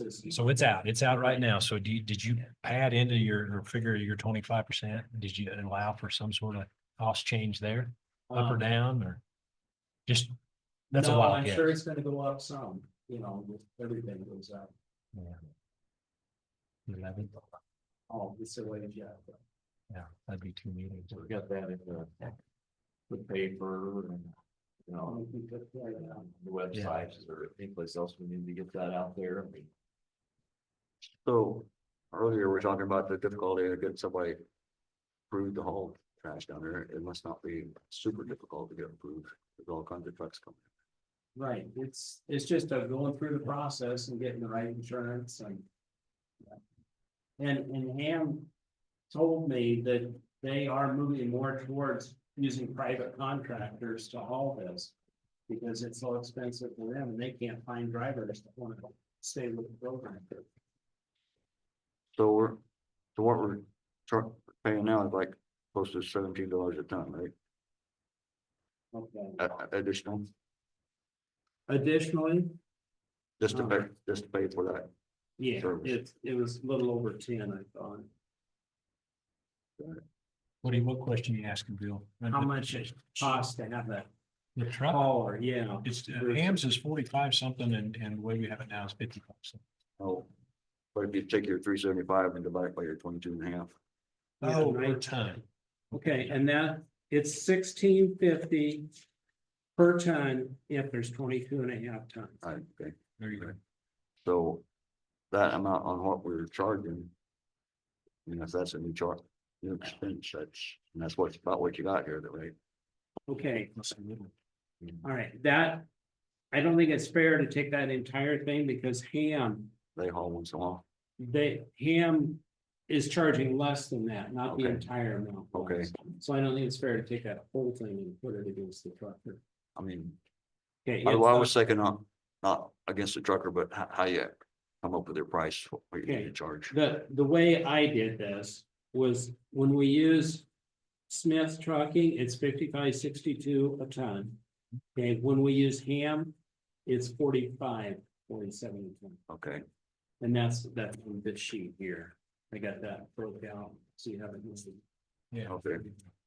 All right. So that's what, There's a lot of figures here to keep straight. right. So it's just over $10 a ton for us to have a trucker take it. And you know, you can't depend on Ham to do it. It's when they have extra trucks is the only time you get one. So, and I can't expect this private trucker to give up all his business to come do it only when Ham's not available. Coordinate that. So Cause you don't know from morning to afternoon if Ham's gonna show up. do you turn them down if they want to come? They've called and say, do you need one today? And you. And we've said no, because we've guaranteed next Because year. guaranteed, yeah. Mhm. Okay. So you would use Ham if we had overflow. Yeah, But even unless- we are using Ham. Yeah, Okay. for overflow. And there's times when they go, nope, we don't have nobody. Is the new contract set up the same way, 3 loads per day guaranteed? Yes. That's the way we advertise it. Because that's all you can physically get back and forth to the landfill and operating unit, right? Probably 3. Well, but we could leave it, you could do more than 3 a day, but I can't guarantee more than 3 a day, because you have light days. Yeah. And I don't want to be paying for 4 loads, Understood. just because we have 4 loads only 1 day a week. Okay. But if you did less than 3 loads, guaranteed less than 3 loads. I still guarantee 3. But And the reason I do that is, you know, and that was a short-term one that I had with him, was he's given up all his work to be there. So I'm going, okay, I'll guarantee you 3, because I can meet that 90% of the time. So is your schedule for this rate change, does that take into account, I mean, is the landfill still gonna be open the same hours, same business hours, everything else stays the same? Yes, Is there any operational efficiencies to be gained by reducing hours? Or having, you know, maybe only accepting trash Tuesday through Friday? one, well, I guess a couple things. We made the adjustments in December 1st that took effect. Okay, we cut out Saturdays, Okay. you know, a couple of Saturdays, that's gonna save us overtime. And, see the second thing, oh, the rates increased then. Okay. Which, you know, I'm going back clear to August. So we've got August, September, October, 4 months of the old rates in there. Okay, and December is the only one with the higher rate. So we've already got 1 rate raise in there that is only 1 out of 5 showing up. Alright. In this data.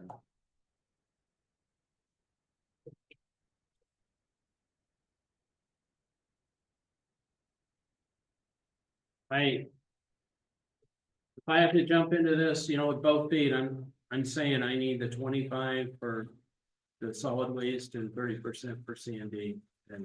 And I believe that'll get me in the black by the end of the year. We're gonna have some red for a couple more months, just because I can't raise rates for another month, So- and we're already there. If it gets us too far into the black, we can always go the other route, Yes, right? I mean, you're trying to get cash position, you know, back where we have just a little, right, we need to have we need a cushion. cushion in there. I understand, Because that's some expensive equipment we've got out there, and what if one of them breaks? sure. You know, motor blows up in the track loader, I have nothing to fall back on. So no one takes great joy in raising the prices on anything. But it's just, I guess it's a cost of doing business here. Does anyone have anything, any opinions? If they want to share it? Or does anyone have a motion? now we're charging $63 a ton for bringing it, right? Okay, in county trash is $63.50, Right, so out of county is $68.50, and then our volume haulers is $60 a ton. so you're raising everybody 25%. Yes, That'll be that third column. On the sheet here. Right. And most of your trash, if you were to segregate it by percentage, what's in, what's out, and what's volume, just rough. I would say volume is probably 70%, Okay. and then I'd split it half and half with the other. Well, So 15%, Yeah. 15. 70% for volume hauler and then 15 for each of the other.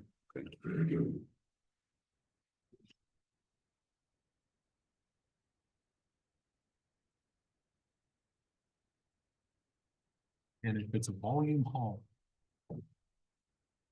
it doesn't matter if it's Brown County, Richardson County, Donovan County. So just in the effort to make things more complicated than they have to be, just spitball an idea. What if you said, you know what, we like our in-county people. What if we charge the same rate to in-county as we do volume haul? It's just an idea. You know, if it's 15%, it's gonna affect you. But I didn't do the math on it. You punch the calculator. Do you have an opinion on that? I mean, with the $4.38 a ton on 15% of the volume of solid waste coming in there, I mean, that's not gonna get you more money to spend, it'll be less. Right. But should there be a difference between a volume out of state or out of county trash hauler and then versus someone who lives here in the county? Okay, and I would say probably less than, the volume hauler. I would say it's less than half of it actually comes from in the county. Because we've got some coming from Nemaha, all three counties are. We could always do that.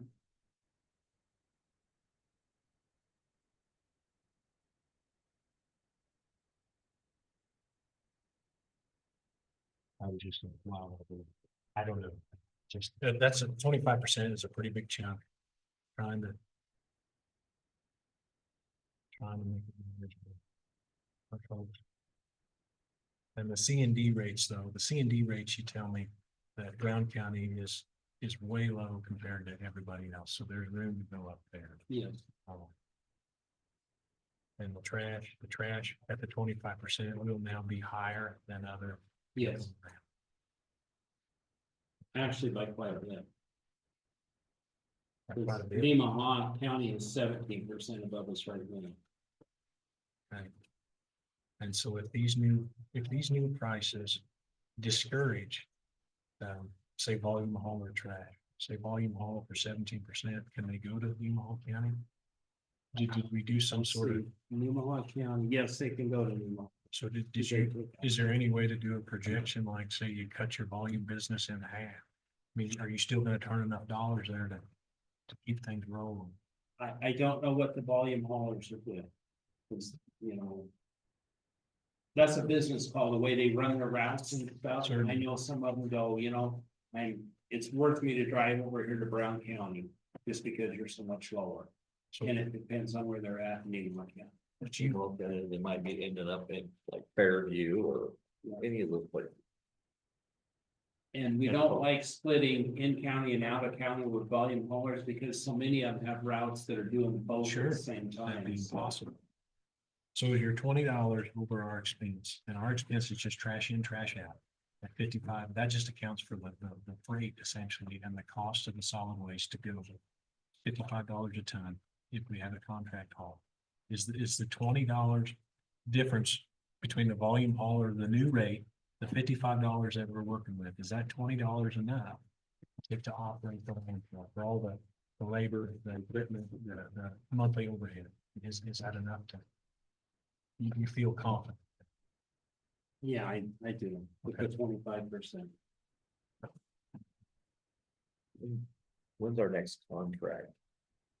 Coming up with them, so they're gonna be really gonna be Okay. negotiating with us. That's, okay, that is an issue that's going through Kevin. He pointed, I sent I work with Jeff Ham down there. He's one of the brothers of the Ham Company. Okay, it's a contract that started out and then it's got like 10 addendums to it. So it makes it very complicated. You have to read each one of those because this one might have changed something, you know, in the middle of it. And you don't catch it, so you gotta read all of them. So I thought, hey, let's just get a clean one started, you know? And so I worked with Jeff and we got that and I sent it to Kevin and Kevin didn't like it. And, you know, attorney, he has his reason for it. And one of them he gave me was, if we have a dispute between them and us, they put in there, they wanted heard down there in Douglas County. Because we don't want it heard here. And, you know, I understand, you know, if Kevin wants that, that's fine with me. But so Kevin did not want that contract to go through, you know, for things like that. So that's fine, you know. And he said there's no expiration date. You have 6 months, either party, to give notification and then the contract will terminate. So that's where we're at. There's no ending date, but it's been updated, I believe, every year or every 2 years. And this was the year that would have went in that cycle. And we had that contract. You sent that to us, didn't you? Didn't we look at that? Wasn't there? Yeah, and Kevin was, right, Do you remember what agenda that would have been? What date? No, it'd have been in December. I believe. a while ago? Okay. I was thinking there was a No, it built-in, might have been right before Thanksgiving. there was a. Cause clause- I wanted it, you know, January 1st was my goal. To make it nice and clean, things. So if memory serves, there's a clause in there for inflation. Don't they put a 2%? And they just do it And all. that's still in effect, and that's all, cause that was in the last Okay. contract. So we're getting that cost of living bump. Yeah, we had that somewhere. Well, we need to, I mean, I think, do we have enough information to make a decision? What do you feel? Yeah, I mean, I just know there's gonna be certain one on the volume haulers are gonna really holler and scream, because they do even when they raise it just a little bit. It's about making dollars and we're not making money, and the statute says we have to break even. Yeah, and we can't facilitate the movement of household waste without, and do it at our expense. We just can't do it. You're basically saying the same thing you just did. I wouldn't mind making an exception to your chart here and lowering the in-county to $75 to match the volume hauler. But I don't want to be a pain either. If that idea is workable, we could try it. If it doesn't make sense, you know, I'm happy to withdraw it. That's just, Okay, so. All right, let's look at the MSW in county, what, $75. I would just make it match the volume hauler. okay, in county was 75, okay. All right, out of county I'd leave it where it is, where you put it. at 85.63. Or hire to discourage them coming over, keep them staying in their own county, bringing their truckload over. I'm sorry, but then Mhm. they should be taking it to the landfill, but they're called, if they can. come Well, Over here, that's a pretty good margin. You're right. I totally agree. I'm just saying, We need to find the happy medium that people will come over here and put the trash where it needs to be. But there should be some incentive for a Brown County transfer station. If you live in Brown County, that ought to mean something, you know, agreed. as a resident. So, 75 is gonna come real close to that 18% that I'm losing at the moment. So that'll make it towards break even. break even. Yep. And I And we mean, can your make up the numbers, difference with the other people. so your numbers are accurate. You put a lot of time and effort into that. And I mean, if we can haul, you're essentially saying if you're an in-county resident of Brown County, you bring it in at $75, we're just treading water. Right. So, And that's all we have to do. We can make money off the others. right. But then the 70% of your trash that comes in at $75, that's just treading water too. Yep. Well, 18% is what I needed to raise. To meet your expenses. Yeah, Did we that did. pad in any extra for, you know, unforeseen? Nope. Yeah, And, you know, if the cost goes up for trucking this trash, that's not taken into effect. I don't know what's gonna happen with the new bids. I think we put this off, but when we implement this after we get our truck fixed in, to know where we're at, too. yeah, sure.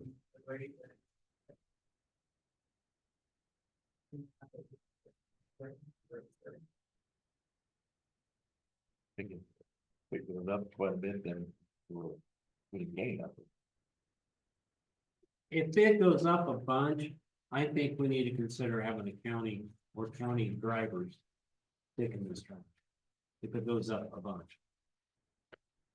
Right now, I think the private contractor, the price we're getting, that's the way to go.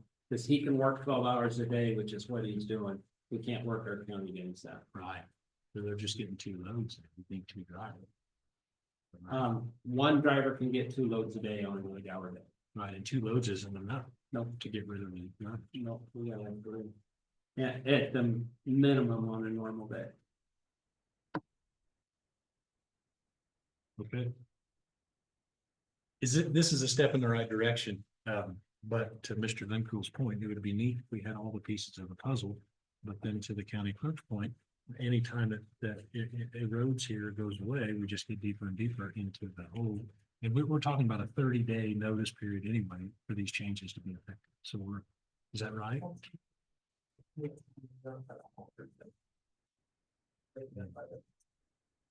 would make that May 1st. So when we talk about this, and I don't, if you just completely walk over me, because I'm talking too much, but if we go to 75 for in-county and we're treading water, I mean, we're just making our expenses. Then I look and I see, well, volume hauler, should we be doing trash and just making our expenses? Okay, let me back up just a minute.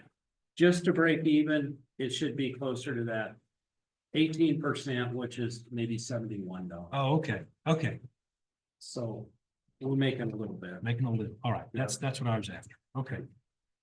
Comment with no.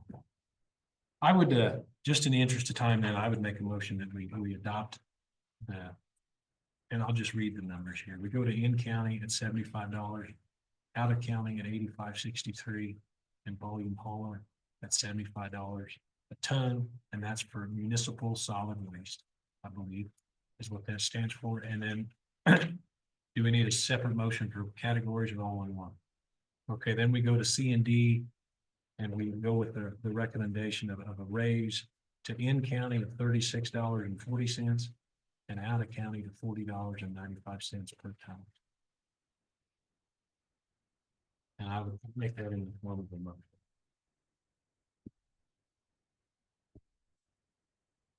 I would second that. Okay. It's been moved and seconded. Do we need any more discussion or? I just, is there any interim, I mean, if you're 79.38, is there anything putting to make it at an even 7 or even 8 or 750 versus 38 something? I mean, we went by percentages. Easier for people. Well, I'm just saying, You want round numbers, 50s and zeros? I'm just thinking, for in general, for the contractors, Okay, everybody's so just thinking you're about, saying like go to $86 instead of $85.63. yeah, or, you know, I'm just, Or you know, yeah, 86. I'm just, it's just, okay, when somebody's get it. figuring it and thinking about, you know, those senses, I'm like, it's always been, we've always had it at even. That's personal preference. If that's, I mean, It doesn't matter to me, I just, so I see fit to modify my motion to go to the in county will stay at 75, out of county will go to 86, volume hauler stays at 75. In county on construction and demolition goes to 36.50 and out of county goes to 41. So that's just to make things more difficult. We appreciate more that. difficult. Well, no, it's fine. It's fine. It's fine. Did you say 41 on out? Yeah, I rounded up or down to the nearest dollar or half dollar. So, and we don't take this lightly. We may have joked there a little bit, but again, we're just trying to, the county's just trying to cover their bases on these expenses. If it has to go up. Then it will. So now I modified my motion. I don't know if you need to modify or second. So on this, we're talking about on the CD in county and out of county, not in city and out of city, right? That's Or CTY is county. That's all. Yeah. I Sorry. in county. No, I'd second. Okay, it's been moved and seconded to make those changes. All in favor, say aye. Aye. Aye. Aye. Okay, motion carried. Didn't mean to make it. That's fine. And that all got recorded. Fine. Thank you very much. I appreciate you putting your time in, really. walking us through this. And now we'll have some more information from the landfill in the coming weeks as far as the new contract. And you'll go ahead and work with the county clerk as far as distributing the rate changes to where they need to go. And I guess if people have questions or concerns, they just need to come back to us and we'll probably call you in to help us answer them. Yeah. But yeah, send them our direction, okay? Okay, and I appreciate your time. And thanks for helping with that burn stuff too. And I guess we'll see you next week on that also. I will be You here won't be here. Monday, but I will get you all the. You're gonna send me some information, okay? Or you'll send the county clerk information so she can distribute it. Thank you. Okay. All right. Thank you. Now, we're gonna get to our first item on the agenda here. We'll go to the minutes of the March 17th meeting.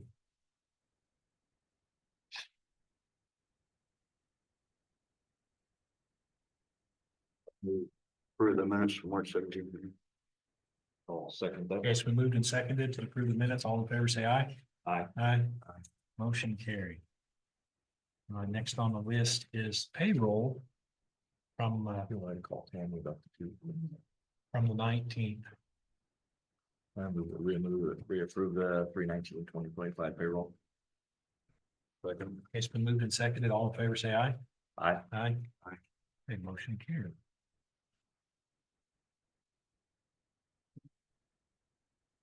We she'll probably want to be here for the sales quote to the Cascades. Yeah. Okay, let's go to the property use agreement, which is number 5. And that's the Easter egg hunt with the Hiawatha Chamber. They want to use the courthouse lawn from 8:30 to 10:30 and for the bathrooms from 9:30 to 10:30. Even an hour overtime right for the dinner. I'd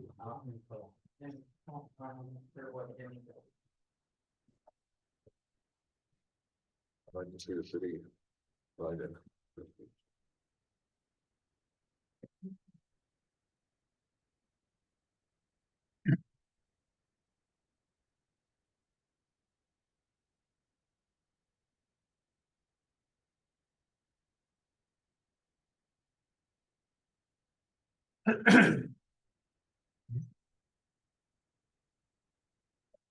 This, the clock just moves so fast, you know, it's almost. From his side, it moves pretty slow.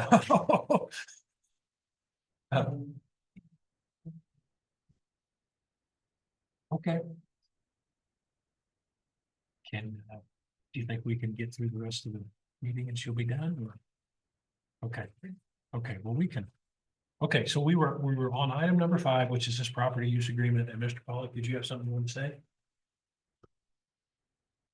I feel when the city wants to use it. The facilities, the outside facilities that they should provide their restrooms in the city. Hall. Okay. Of course, that makes people go across the street, but I don't. As long as you- Haven't never been in here, the city hall, or it's been a long time. You really? Because I've heard this before. Do they have facilities that would work? I don't know.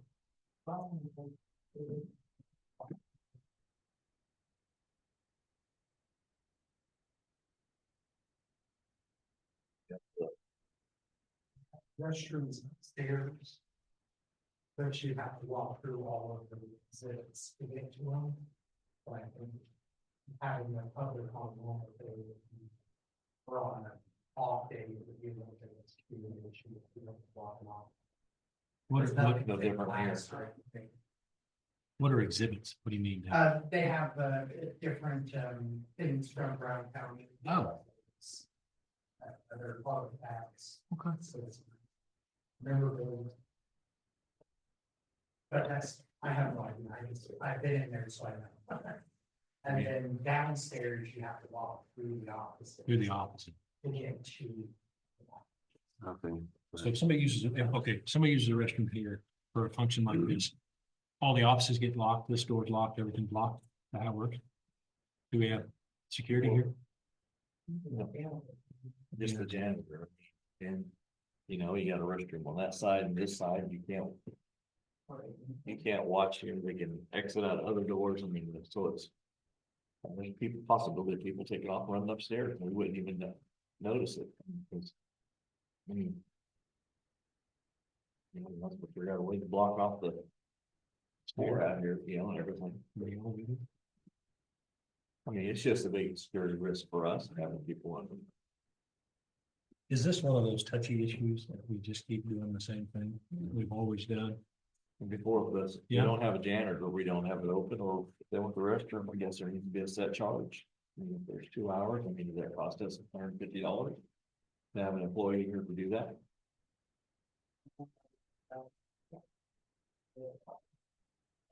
So do we start charging for that?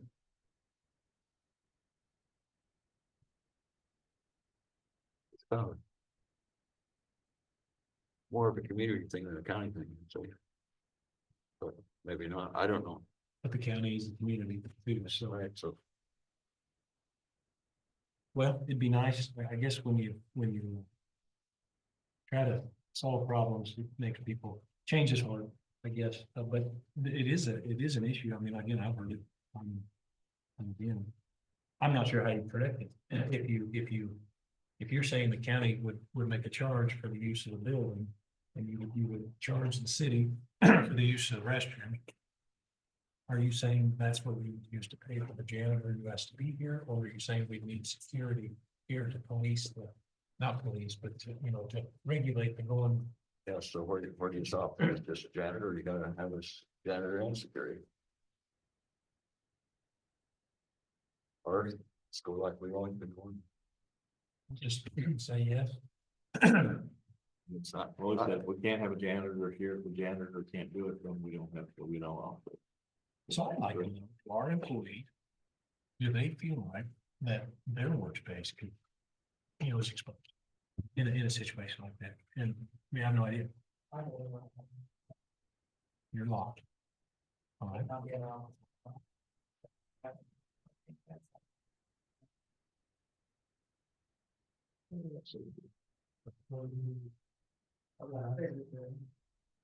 They're locked.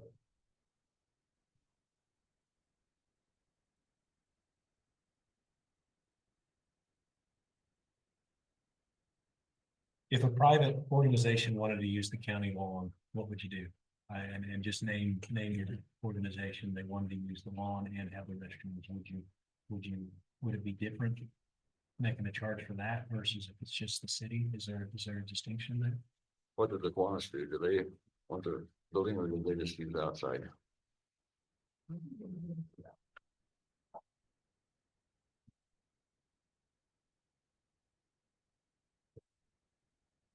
I don't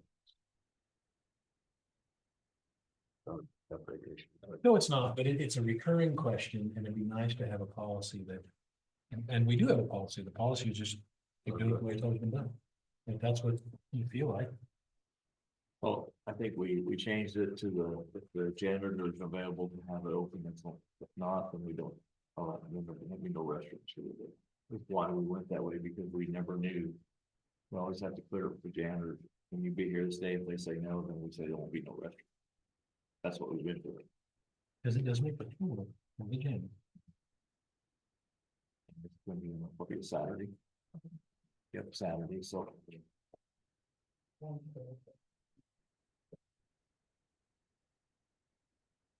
I also understand if you're having a lot of kids here, why you might leave. Well, absolutely. We just had this discussion with the landfill about the county absorbing.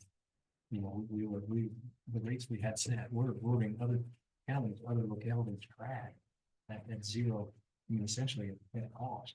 And we probably shouldn't. Should we be doing that? I mean, every other place has a little charge if they want to open the building, and we don't have to do it now. The meeting's long anyway. Let's just take this one too. Well, we've been just doing it with the janitor. I would say just do that, we charge $25 an hour or something. What do you think? That work? I don't know. That might be just an hourly rate, okay, if you, for 2 hours. You know, some hourly rate for it, because they're here for 8 hours and janitor and recovery. Gonna be all overtime, so you know, that could be the $35 an hour. You know, be manageable for people, you know. I mean, I think that's a good idea. They have a specific time period here, 9:30 to 10:30. After the restrooms be open, you just said a $25 charge then. That's something. Better than nothing. Is that reasonable? Yeah, I kind of forgot about the overtime, but whatever. For $25, we know doesn't cover the cost, But but it's something. It's- right, that makes. That's a really well. It's just not something we put right there for free. But And the county is not trying to do anything but recoup their costs, because it costs every taxpayer in Brown County. You know, in this case, it's a very small chunk of money, but if you live someplace and don't participate in Easter egg hunt, you're still paying for it somewhere. Not trying to ruffle any feathers, but I'll just make a motion. I really like that idea that we do this, but we make a charge for the restrooms of $25. Take a second if you want to, we'll step out in dangerous water. that would just to cover the cost of the employees have to be here to have the building open. You can always do that. Because it's gonna be overtime. Actually, it's the last. Sign to cover the cost. It's just a help. Don't be afraid. So it covers the cost and you're good. I'm comfortable at $25 an hour because that just, the county's still participating. And that's just a goodwill number. And that's something we could just add to our contract here, you know. So I made a motion. I'd second. Okay, it's been moved and seconded. All in favor, say aye. Aye. Aye. Okay, motion carried. That was a good suggestion, Bill Pollock. All right, move on down to, we'll go, and we already talked about number 6, so we'll move to number 7, which is the Northeast Kansas. And this is just discussion on a letter. Somebody has not put in a waste system yet that they were approved for. Okay. That they would have to reapply again. Okay. Information. So this is just informational. All right, so. Anybody have any questions? You duly informed. All right, move on to number 8, which is the tax change orders. And looks like there's only 6 of them. So any questions on those? No? Sign those and go on. All right, is there a? So in the absence of road and bridge. Okay, We so should talk about the tractor and those quotes on that. but Yeah. Yeah. okay, We'll at least talk about voices. so this is number 4. The charger. Gaddis Gauge Sales. And he presented last week and we asked for some more specifics on what something like that would cost. And so that was sent to us. And did we get that little card back to him? Was that his?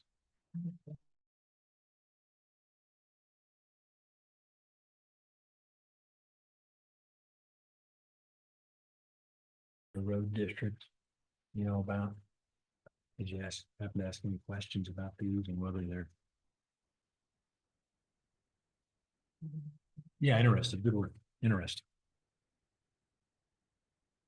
I think it gives us some attention to Look at to look at our roads and take, like, we got areas where we may have a 1.5 mile road and we chip and seal it every 3 years. If we track the traffic on there and find out there's only 50 cars, in a, week period of time. Come up. Might say we can move that to chipping sealing that road every 5 years versus every 3 years to save money because of the traffic count on it. Sure. It gives us the ability to.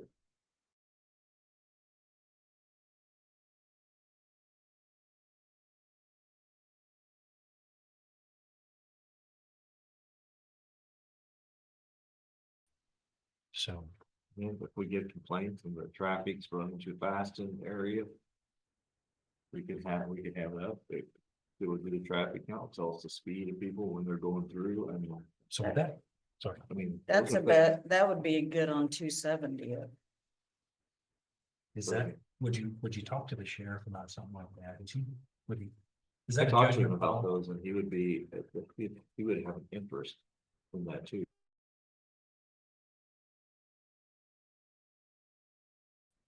And and the thing is. Say they come in at 5:15 every day, well, that could be 5:15, that could be 5:10, that could be 5:20.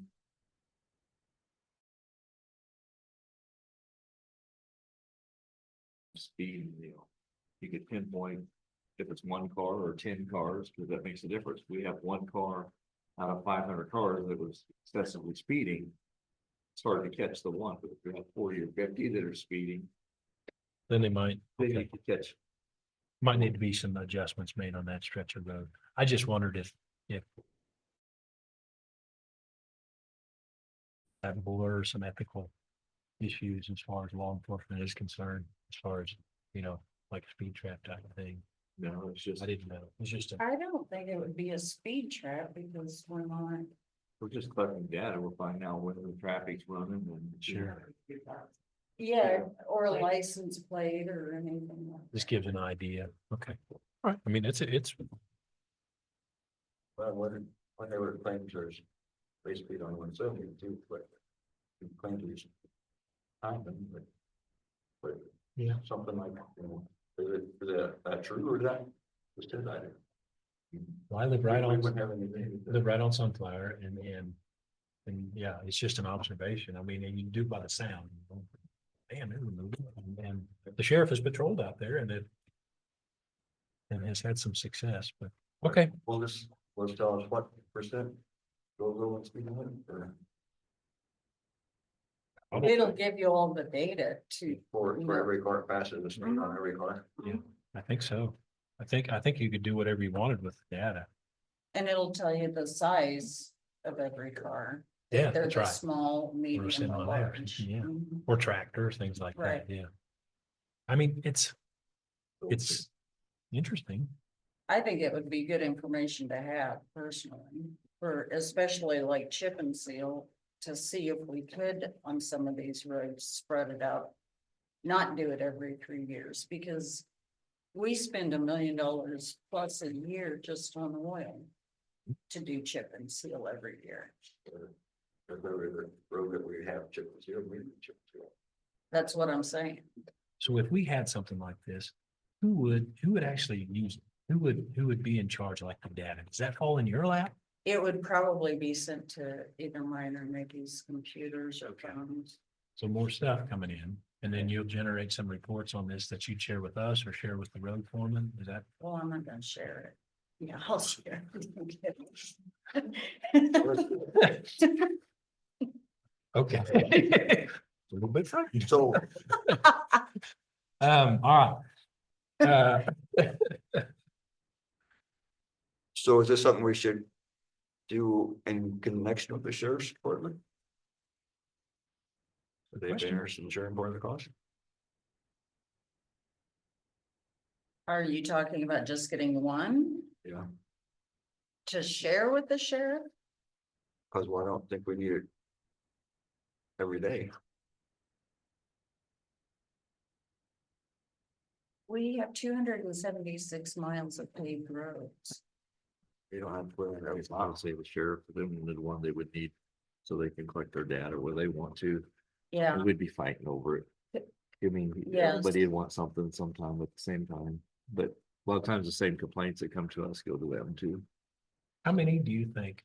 How many would it need, the minimum number to actually make it worthwhile? I mean, just talking. Another question for sure. This is I think you answered that. This is a one-time cost and it's not like a lot of computer stuff. It's not. correct. I didn't bring those papers, but the only time you have to have a monthly subscription is, it's listed on that estimate. If it goes to your phone, correct? I believe so. Yeah, it's got a modem in it. Cause yeah, if you get the modem, it's when you have to have Yeah. a monthly subscription. So. Where's the term? Goes down at the bottom, I think, $798 for the modem. for a modem, yeah. Mhm. I do think, I don't remember how much the solar panel was, but I do think that's a good idea, so you don't have to worry about 416. going out and charging it. Oh, that's not quoted. The solar panel? Doesn't include the solar panel. Yeah, it doesn't include it. Right, Yeah, yeah. It costs $416 over and above the 30. right, 32. Well, no, They can sell a solar panel for it. they do. Is it in a- It's in the. First quote. option. The Right there, 416. solar ready. But that does not include Yeah, it solar doesn't panel. include the panel. Oh, It just has to plug in, I think. Solar may not be as critical as the. I think you would be more. If you had the data to where you could get the data to your phone or to a computer without having to go out and check it. I think you would like. So okay, farming, I have a center pivot. We have a monthly charge, but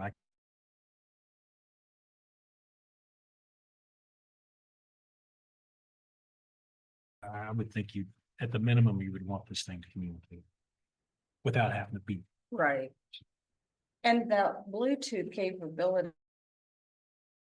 You have to connect it with an iPhone. Okay. Because. What do you have, Android, iPhone? I have an Android, so. Like I could connect it. But I think Doug's got an iPhone. John's got an Android, Jerry's got a flip phone, he's not gonna control anything with his phone.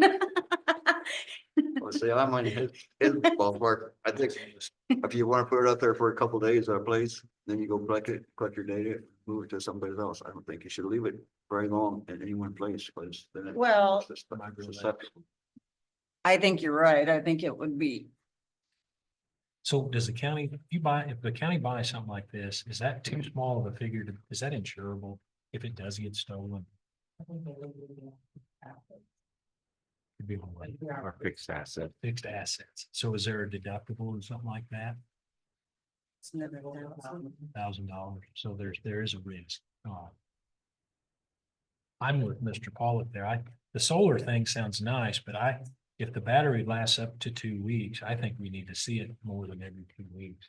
Oh, well, that's true. And the one that he brought in had the clear cover, the pictures of the ones that they sent aren't, you wouldn't be able driving by to tell what it even was. No.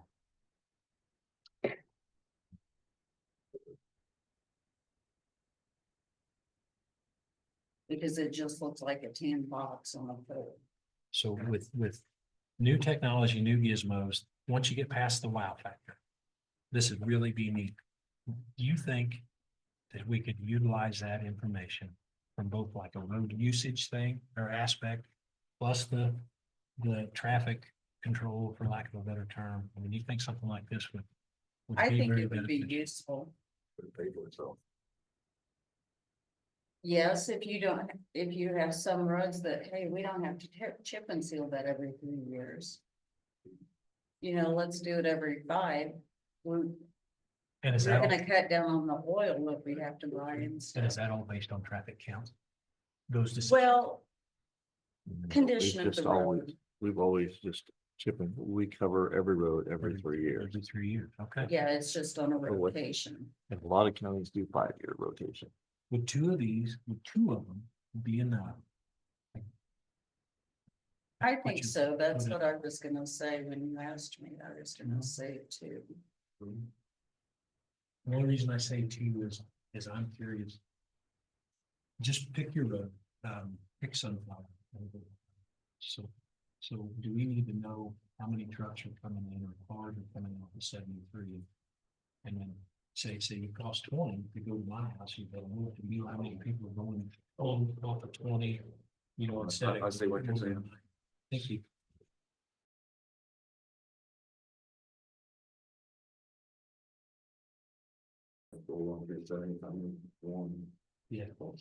Yeah. I mean. It's.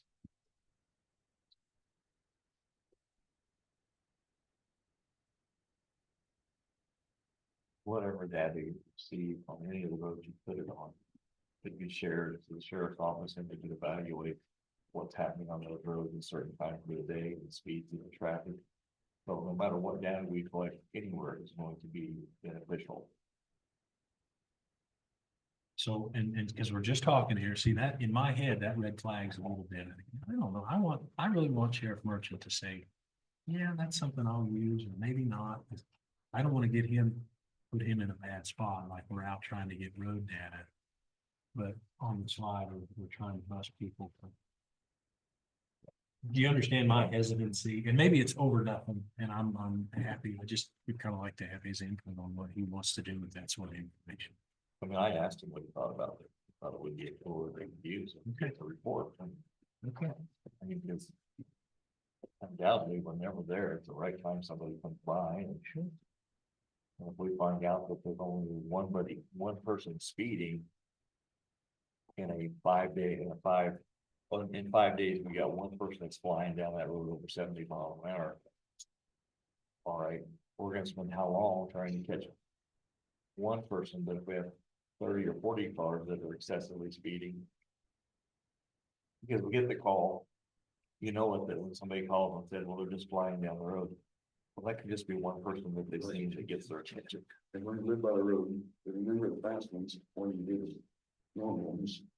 You run 30 feet off the road or 80 feet off the road, the difference in the way it seems when they come by is. Probably a lot of times they may only go 40 miles an hour, but when you're standing right next to her, it seems like they're going 50, 60, 70. Yeah, like you said, by the sound, it kind of don't know. That's it. And they might stick in your mind with the fast ones, and so you might think there's a lot more fast ones than you actually are. Okay, so I was doing the math. And this doesn't account for a monthly charge. If we said we decided we'd like to buy one here to 3255 base, we'll skip the solar panel because we'll go with the battery, but you need to make it Bluetooth capable. Is that right? Or no? It depends, if the data is going to the computer, Then we don't need that. then you wouldn't have to, Okay, that's $266. I can take that. because you could, Because then it's feeding to your. it will automatically be Bluetooth to a computer, I believe. Didn't we say that? That's. Maybe, the GG, yeah. And that Bluetooth, that choose whatever was for it to go to an iPhone. Okay, so then we scratch that, the Bluetooth thing. We'd want to do the location tagging. I assume you do, because that's the theft deterrent. Right. Okay, and then you'd add the built-in modem with the GPS, and maybe the two you don't have to do. Maybe that GPS would cover it. But what I got that to was $4,362 a unit, and that doesn't factor in. There would have to be some sort of monthly charge, I would think, for the modem. Only if you get the modem, there is. Okay, it just doesn't say here what the monthly charge would be. Right. Okay. All right. But the monthly charge, do we have any idea? You probably haven't seen any documentation on that. Probably. No, That's all right. I wish he was here. Yeah, I'll just call him again. It's a monthly charge. Well, if it was $100 a month, I think that'd be a lot. I don't think Yeah. it's that. Okay, so the flip side is if we needed to send an employee out to get the data off this thing every week at so many dollars per hour, it wouldn't take long to recover the cost of just buying the modem. Does that make sense? Oh, true. I So- see what you're saying. So we probably ought to. So the other side of that is, you move it every so often. We'll have to go move it anyways. That's true. I think it's important to have the information to make sure it goes to a central location, and I would be very comfortable in having one person in charge. And if it went to you, it's more workload, but at least it's, you know, in the building, in your computer where it needs to be, versus if it would go to, say it's in District number 2, and that crew has the information, then they need to make sure you get the information. Yeah, because if it's on my computer, then it gets backed up every Right, day. right. So Right. hopefully we'll get it. Is this? I mean, okay. I'm interested. I think it's valuable. It's gonna be $8,722 if we do it. You know, by two of them. Right. It is a significant amount of money. Do you feel like we can make a decision here? To do it one way or the other, or do you want to talk?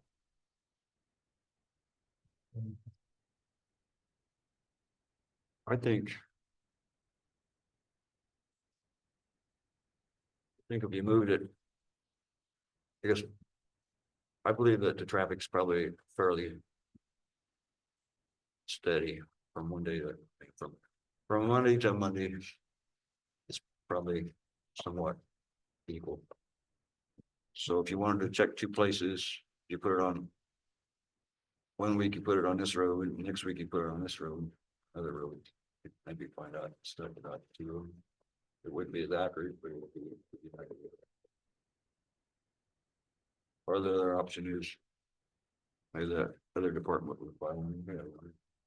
Together. You look at having two, it's like Goldfinch, you check the traffic coming off and you put one on the other side, 270, you can find out. All right, there's a lot of people going to work and so that's what turned off on 270, if you could find out, then you could do the same on the. What I call the Fall City Blacktop, how many of them are turned off, take the 270th instead of going straight through Morrill too. Right, but I think you'd get close to that if you. Put them on, for the same length of time on. On the same day of the week at the different places. When our road crews do a traffic study now, do they lay that pipe and that air system? They don't have that. We don't have it, okay. If we was. Opting out, say, if we were to do 2 units instead around 8 something, I mean. 8722. And if we talk to the sheriff's department, they would be interested, and so they could use them too. It's about, you know, it's still over $2,000 a district that. To divide it 4 ways versus. You know, We can justify anything. I attempted to justify it by, if it's $25,000 a mile, the chip and seal road. Is that probably right? For some reason that number sticks in my head. Yep, that's right. So that's a third of them, basically. It's a third of them, with a chip seal. And the big if is if you bought this thing and say at my house, I'm on Sunflower, 160 is head east to the county line, it's 2 miles. What if you find out that, you know what, most people are going on Sunflower, they're leaving 160th alone, maybe it was. If you said, I'll do that every 4 years versus 3, you know, pretty soon you paid for this thing in 2 miles of road. I mean, I'm not advocating either way, but if the data is used and used properly, it could be a fairly significant area for savings. I mean, and like data determine savings, not just Right. a little shot, you know. it's gonna take very many miles to pay for it. Yeah, a third of a mile, right? You Yeah, could pay 1 year. for it in that, or pay for both of them in that section of road. on the road. So one question, about Rudy's talking about, when it gets into Dauphin County, is it turn to gravel or is it? Yeah, Right. and it's a nightmare. I was I don't just on recommend it last night. I don't recommend it. It's teeth chatter and. Years ago, we used to take up, but the counties wasn't locked up either at that time, so. What's that? Years ago, we was going out to Denton quite a bit in the blacktop. There wasn't blacktop in Brown County either at that time. So So I'm that's something that- 45, as long as I can remember, that's been a full year. Well, maybe it just changed when I got to county line. I remember a part of it with blacktop. That, you could be right. So do we want to, do we want to? We're 30 days here and we always punt when you come in. And I don't mean to, but do we want to talk to the sheriff's office and see if he's interested? Do we want to ask him, or do you feel confident that you've done everything you need to do on this? Do we need more discussion with road foreman, with the sheriff, or anything to make a better decision or? Well, I think it's something that we could make a decision on for the road foreman and stuff, you know, if we think it's gonna be something that can help us save money. So. You know, this is a tool we're providing for them for our roads. Because I could see one, but I can't see two. All right. Now I see two versus one.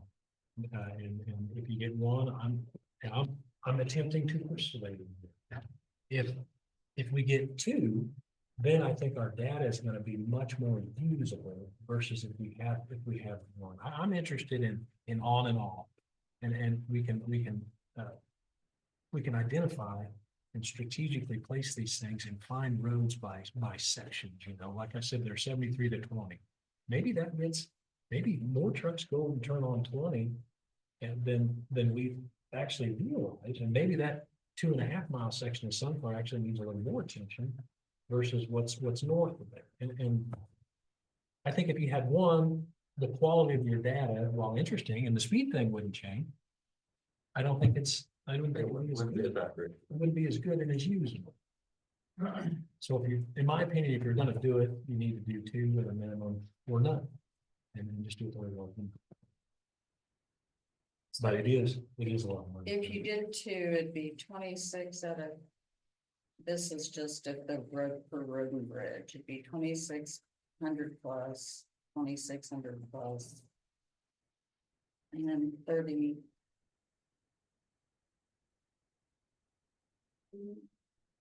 Because if we split it 30, 30, 40, So what you're figuring on, 8,000? 8,700. And if there was a monthly charge for the modem or for the cellular service, how does that even do that? Does that just get charged to? Yeah, it would get billed to us and then I would split it out. Okay, in worst case scenario, if we purchase these and we decide after a year that they're enough, I guess. We just discontinue the service and. put them in a The box somewhere. subscription. But at least on your end, there's a platinum. More than there seems to be. I thought they were interesting. And when he called me about it, because we have some roads that we were discussing. The amount of traffic and the speed. And not because. The road people wanna write them a ticket, we just wanna know.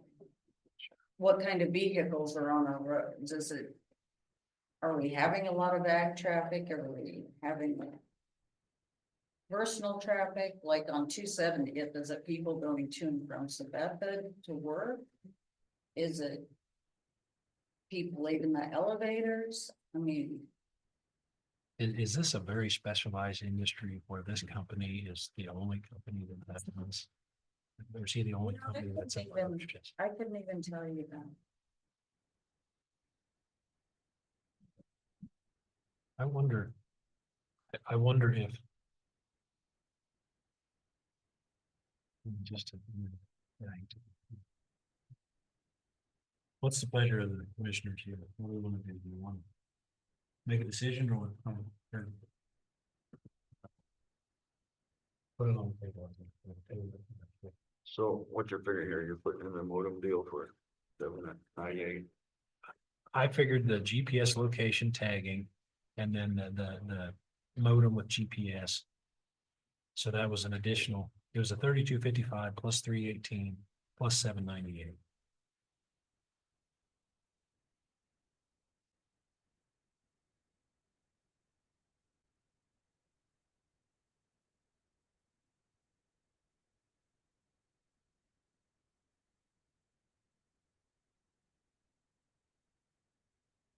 If we as a commission decided to put it on the agenda for next week to make a final vote on it, would that abstain or? Give me a little time to do some internet research and see if there is maybe there's a competitive company. I mean, I'm fine with whatever. Could we do that then? Just put it on the agenda. Thank you. All right, Matt, let's go. You're here also for, is that? That's good. Okay, we're here for two quotes. All right, I just tried to simplify it by putting it into this, Okay. so you didn't have to. Go through all of the quote. so. Doug just told me this morning that you'd like to order some plastic tubes. Like 8,000, He's already told, yeah, but that's not on here. is it? no, So, it's completely different. okay. I'm getting pricing on those. Just a separate, it's just a different business item, I guess. This is. Okay, so I just wanted, I didn't know if you were aware of that or not. Mhm. Okay, These quotes are in my district. For a road for Horndown. For a big tube. so that's just one tube we're talking about. now. Yes, Yeah. but it's 70 feet long. It's a big one. It's a big.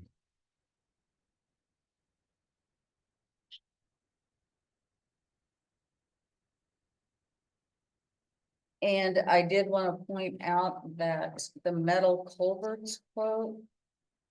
I mean, it's the highest one anyway, but it's for 2 tubes and Jerry doesn't want 2 tubes. Yeah. He wants one big long tube Yeah. because when you have 2, you run the risk of them separating in the middle Sure. and then having to dig them up again. So Jerry's been very helpful. And he called last week and told me about what was going on here. He's talked to the NRCS. The NRCS does a drainage evaluation. It takes, I think this particular tube takes in 340 acres, 25 acres, give or take. So they recommended, their recommendation is a 6-foot galvanized tube. Right. That'll cover the drainage. What Jerry says, and he's the voice of experience. Probably ought to be bigger. And so he had priced an 8-foot, which would be this 96.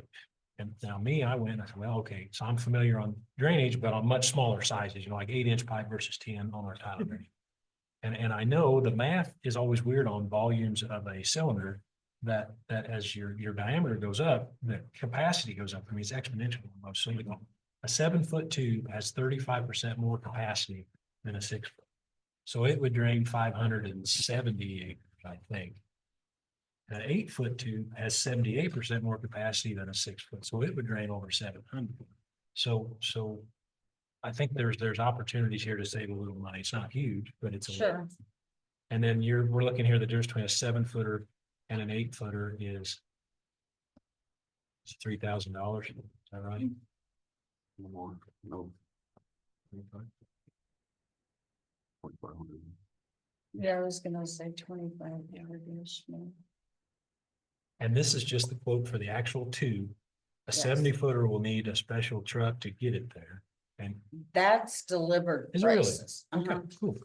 And is that unloaded? Or do we have to pay the? Jerry would have to have the equipment out there down the road. Okay, and so speaking with Jerry, the county doesn't, they'd have to rent a crane That's what I was gonna say. I think Jerry told me they'd have to run a crane to do it. to get that thing laid in. Cause you're not gonna pick it up with just a loader. With the excavator. Yeah, Right. yeah, I think that's how they get it fast. And the head walls. That's And- just the flat point. Right. Yeah, I think I sent those to. okay. So his plan was to go ahead and have all the work done. And then deliver the tube on the same day the crane is there. And do it all in one fell swoop. Get the trailer there, get it unloaded. Get it set, and I doubt they get it covered that day, but at least Right. they get it taken care of. There's a tube there now with. It busts, yeah. He said it was huge. He said it was 8 foot by 12 foot, a rectangle. Is that right? I think that's what it Yes. says, Sean. I believe so. So what happened to box over? Portion out or? Yeah, it's the wing, didn't the wing wall break off or? It's deteriorating on the outer edges. You know, It's just. And I was gonna say, I think there's parts that have fallen off of It's it. just to the end of it, so So yeah, so the concrete's falling apart. yeah. That was my understanding. It's just like when we all get old, we fall apart. Well, there's some others in the county that need that attention too, but there may not be. Well, this one is an area of concern for him. I mean, he said that he just wasn't comfortable with the way that tube or the box culvert. was. Right. So from us, we need to make a decision, the size we want to do and who we want to, these are our choices. This, you just put this out for prices and this is what you got back. Yes, Okay.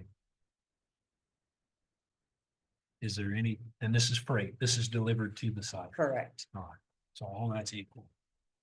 Is there any quality differences between the suppliers? You said one was a band, we don't want that. Right, that's the metal culverts, which Yeah. it was between Contact and Wellborn anyway, which I knew it would be, Okay. just because. Um, Well, we're going to. A lot of business over the years. yes, and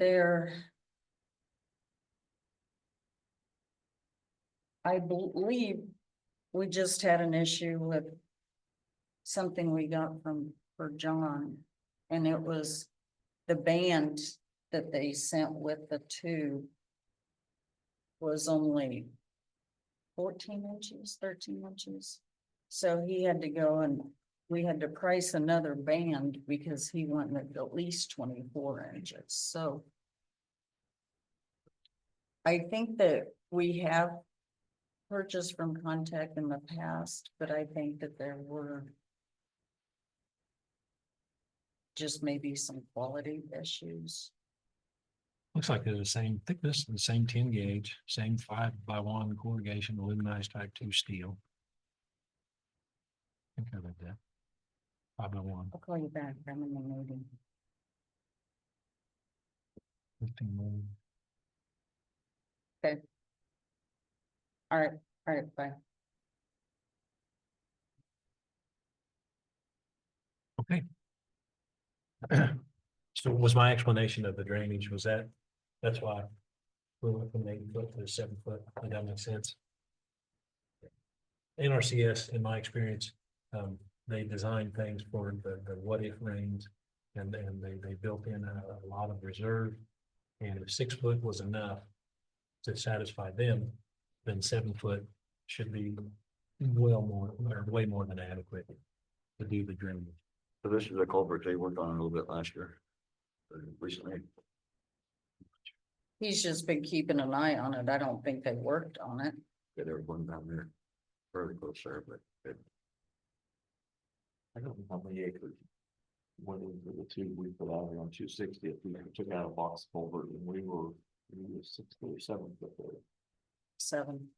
But we had that 6-inch rain. And I was out there and seen that too. Run completely full, shooting 40-50 feet out. And we just put it in the week before. Oh, well, yeah, I get you nervous. All right. Well, then. Yeah, that did make us nervous because actually the water started coming over the road. It was barely. She accounted for all that in that first bid sheet. We'll go back to it. So then you're looking at and the crane rental will be the same. The labor, I'd assume, would all be the same. It's just the cost of the tube there is going to be another $2,500 to go from a 7-footer to an 8. And, you know, I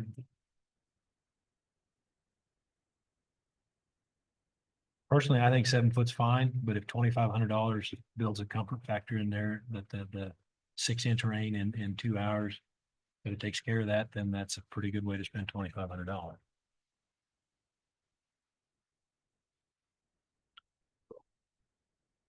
You think you should spend the 2,500 and get the 8-footer? No, You think the 7-footer? but they said a 6-footer, like I say, a foot. But difference makes a big difference. It's 35%. 500 square.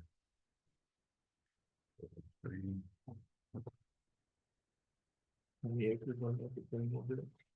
325, 340, something like that. Somewhere in there. Let's say 350.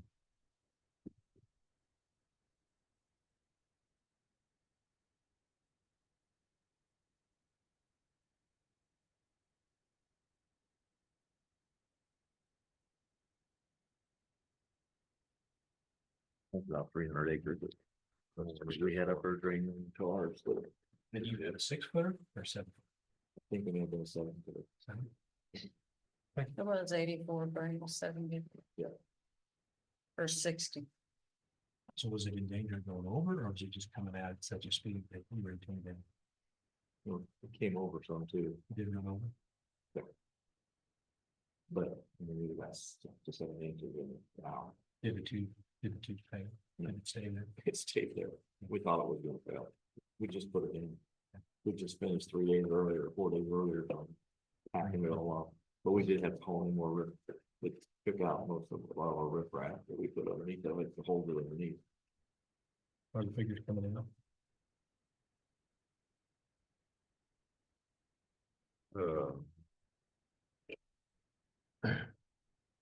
And while he's, Whatever you feel comfortable with. while he's doing math, if we're bumping up on, we're 20 minutes from noon again. I guess I can take your fingers. What? I'll trust you with your figures. Okay. Okay, well, I'll, and we're gonna, assuming they're all the same quality, which they are, we go with the cheapest reputable supplier, which would be Wellborn Sales. They're an 84-inch by 70 with the head walls and the amount of $23,203.50. I would make that motion. It's been moved and seconded. All in favor, say aye. Aye. Aye. There we go. Perfect. All right, is that I it? will let them know. Thank you. Now, Sheriff has come back because we were potentially, did you hear us talking about this traffic? Yeah. Do you want to comment on that? Would you feel comfortable doing that? If we was to split it, roughly, if we was to split it 4 ways.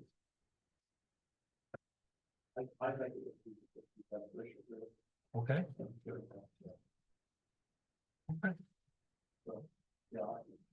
If the data, well, if the data goes to the Road and Bridge Secretary computer, you can still access that and all, you just share it with him. Is that how it works? I share. Just share it?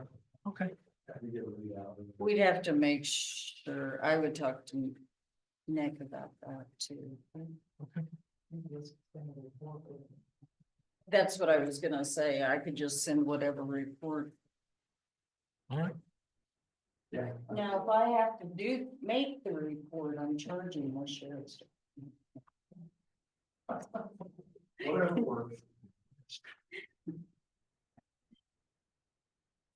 Yeah, I'm not. doing that. All right, I okay. was just figuring that off, with dividing it 4. No, that's wonderful. 4 ways equally. So where we left this was we're gonna bring it up at the next meeting, give us a little time to do some research to see if there's any alternative companies that make the same thing, just see if somebody else is out there. But if we don't find anyone, we'll make a decision next Monday. Okay, well, thank you very much. All right. Okay. Now, back to the agenda. I think we're done. Thank you You're welcome. very much. Have a good rest of your day. I think we're done. Do you have anything else needs to come before the commission?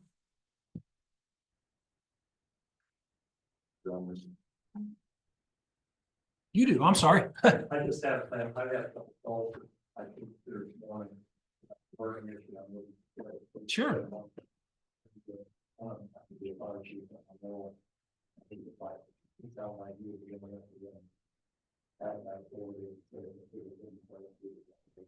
Okay,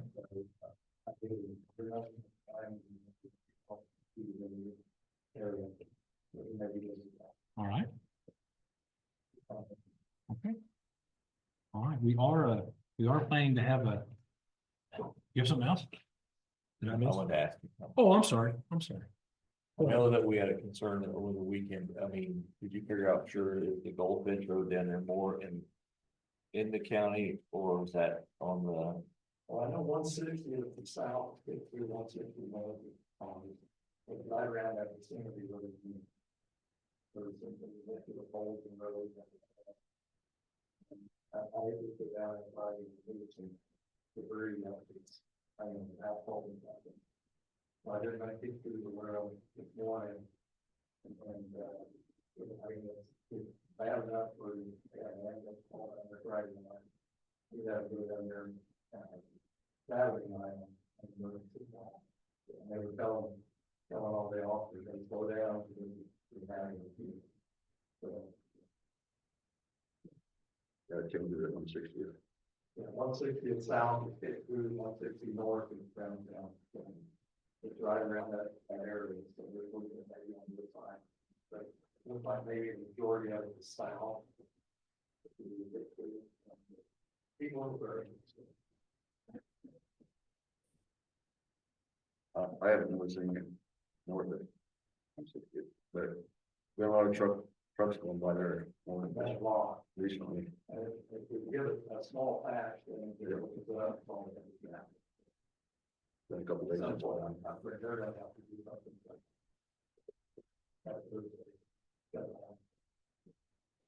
They're all, So in an instance like that, you talk to the Kickapoo to notify them of a dangerous road.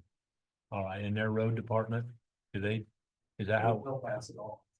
you'll pass it on? Okay. Okay, well, then our guys know about it too. I'll go take it Monday. Oh. Okay, I know we had one breakout on 290th, and I know we've already. I went out, dug it out, put 83 and it smoothed ours out up there and there. And we did have some hot patch that we put on another one on 290th. It's just so wet yet, and they're starting to haul and we're starting moving and so we're getting some road failure right now. oh, yeah, spring, everything's soft. Okay. The other one is to bring up this, 300 from Castor. There's a pretty good breakout up there before you get to reserve.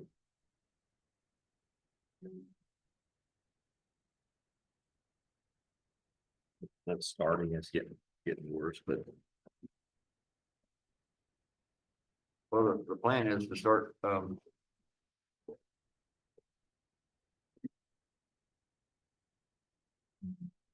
Did you need to talk, about the grant writer thing? Do we want to discuss any of that in the work session, or did you get any information?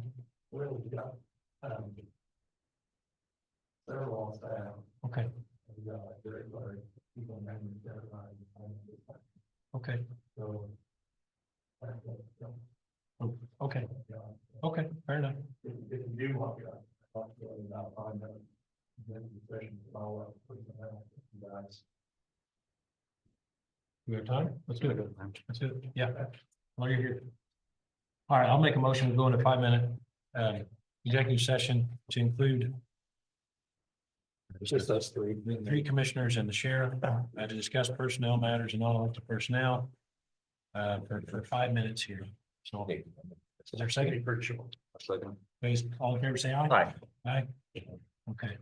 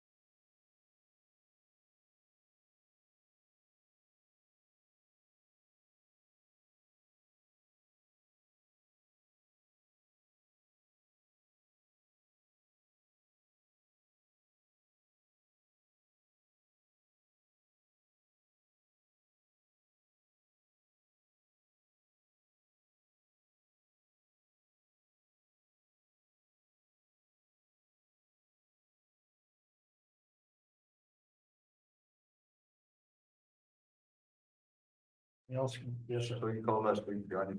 I'm talking. Okay, we're out of executive, excuse me, we're out of executive session back into regular, no binding action taken. And is there any other business that needs to come before us before we move into our abbreviated work session? I'm just gonna ask, because I got a call this last week. They asked me if, Congress President Lincoln was, they discussed the commission tax plan. And I hadn't done from all, you know, like, start from the. Thank you.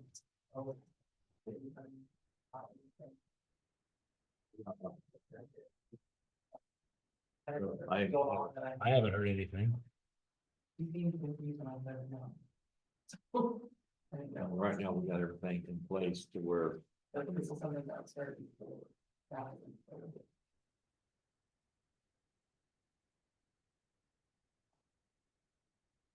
Most time anybody's ever think this was over 6 years ago, almost 6 years ago, the only time we ever had anybody come to us.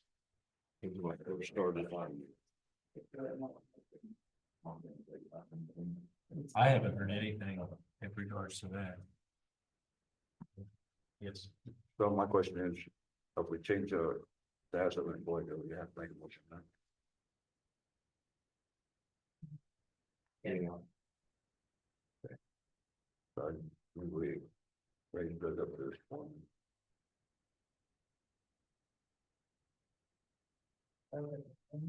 Yeah. The from assistant foreman, we started assistant foreman. Pardon? Also, you have to fill out the time sheet. Okay.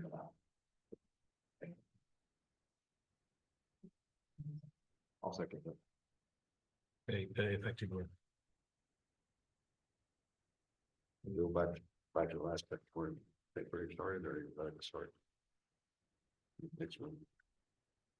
We're in the middle of it now. No. Yeah.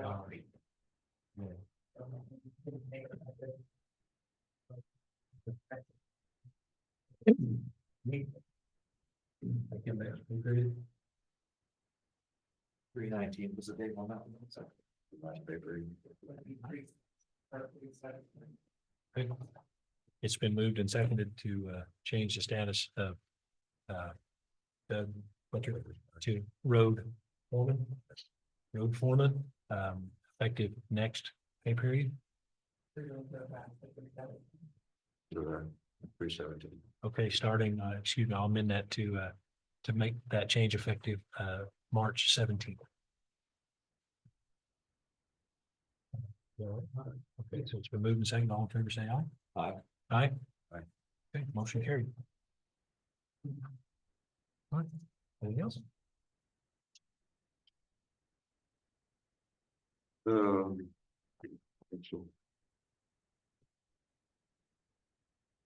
Does everyone leave here for lunch at noon or do they stop there? I need to run up to the appraiser's office before they all take off. No. Okay. Okay.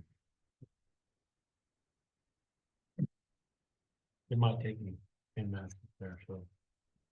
Do we want to have an abbreviated work session or do we feel like we're locked out? Yeah, I don't know that today would, I mean, we covered, I mean, it's a couple things I would have brought up in the work session I've already brought up to talk about, you know. I don't see any public interest here in having it.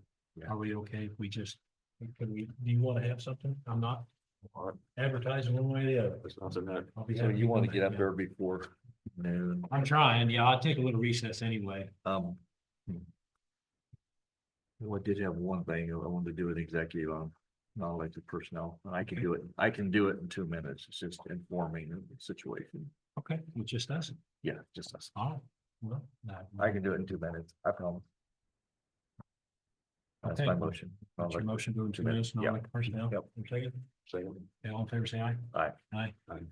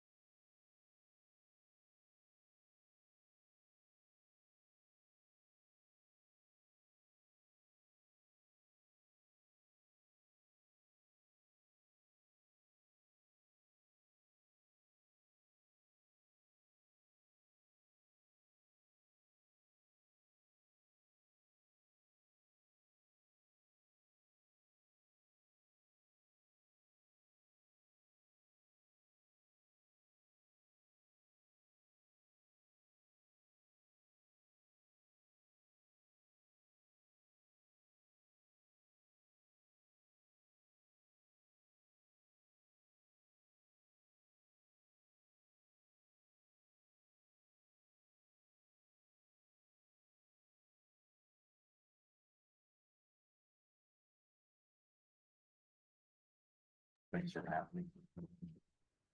Thank you. I did it. All right, we're out of executive, back in regular, no binding action taken.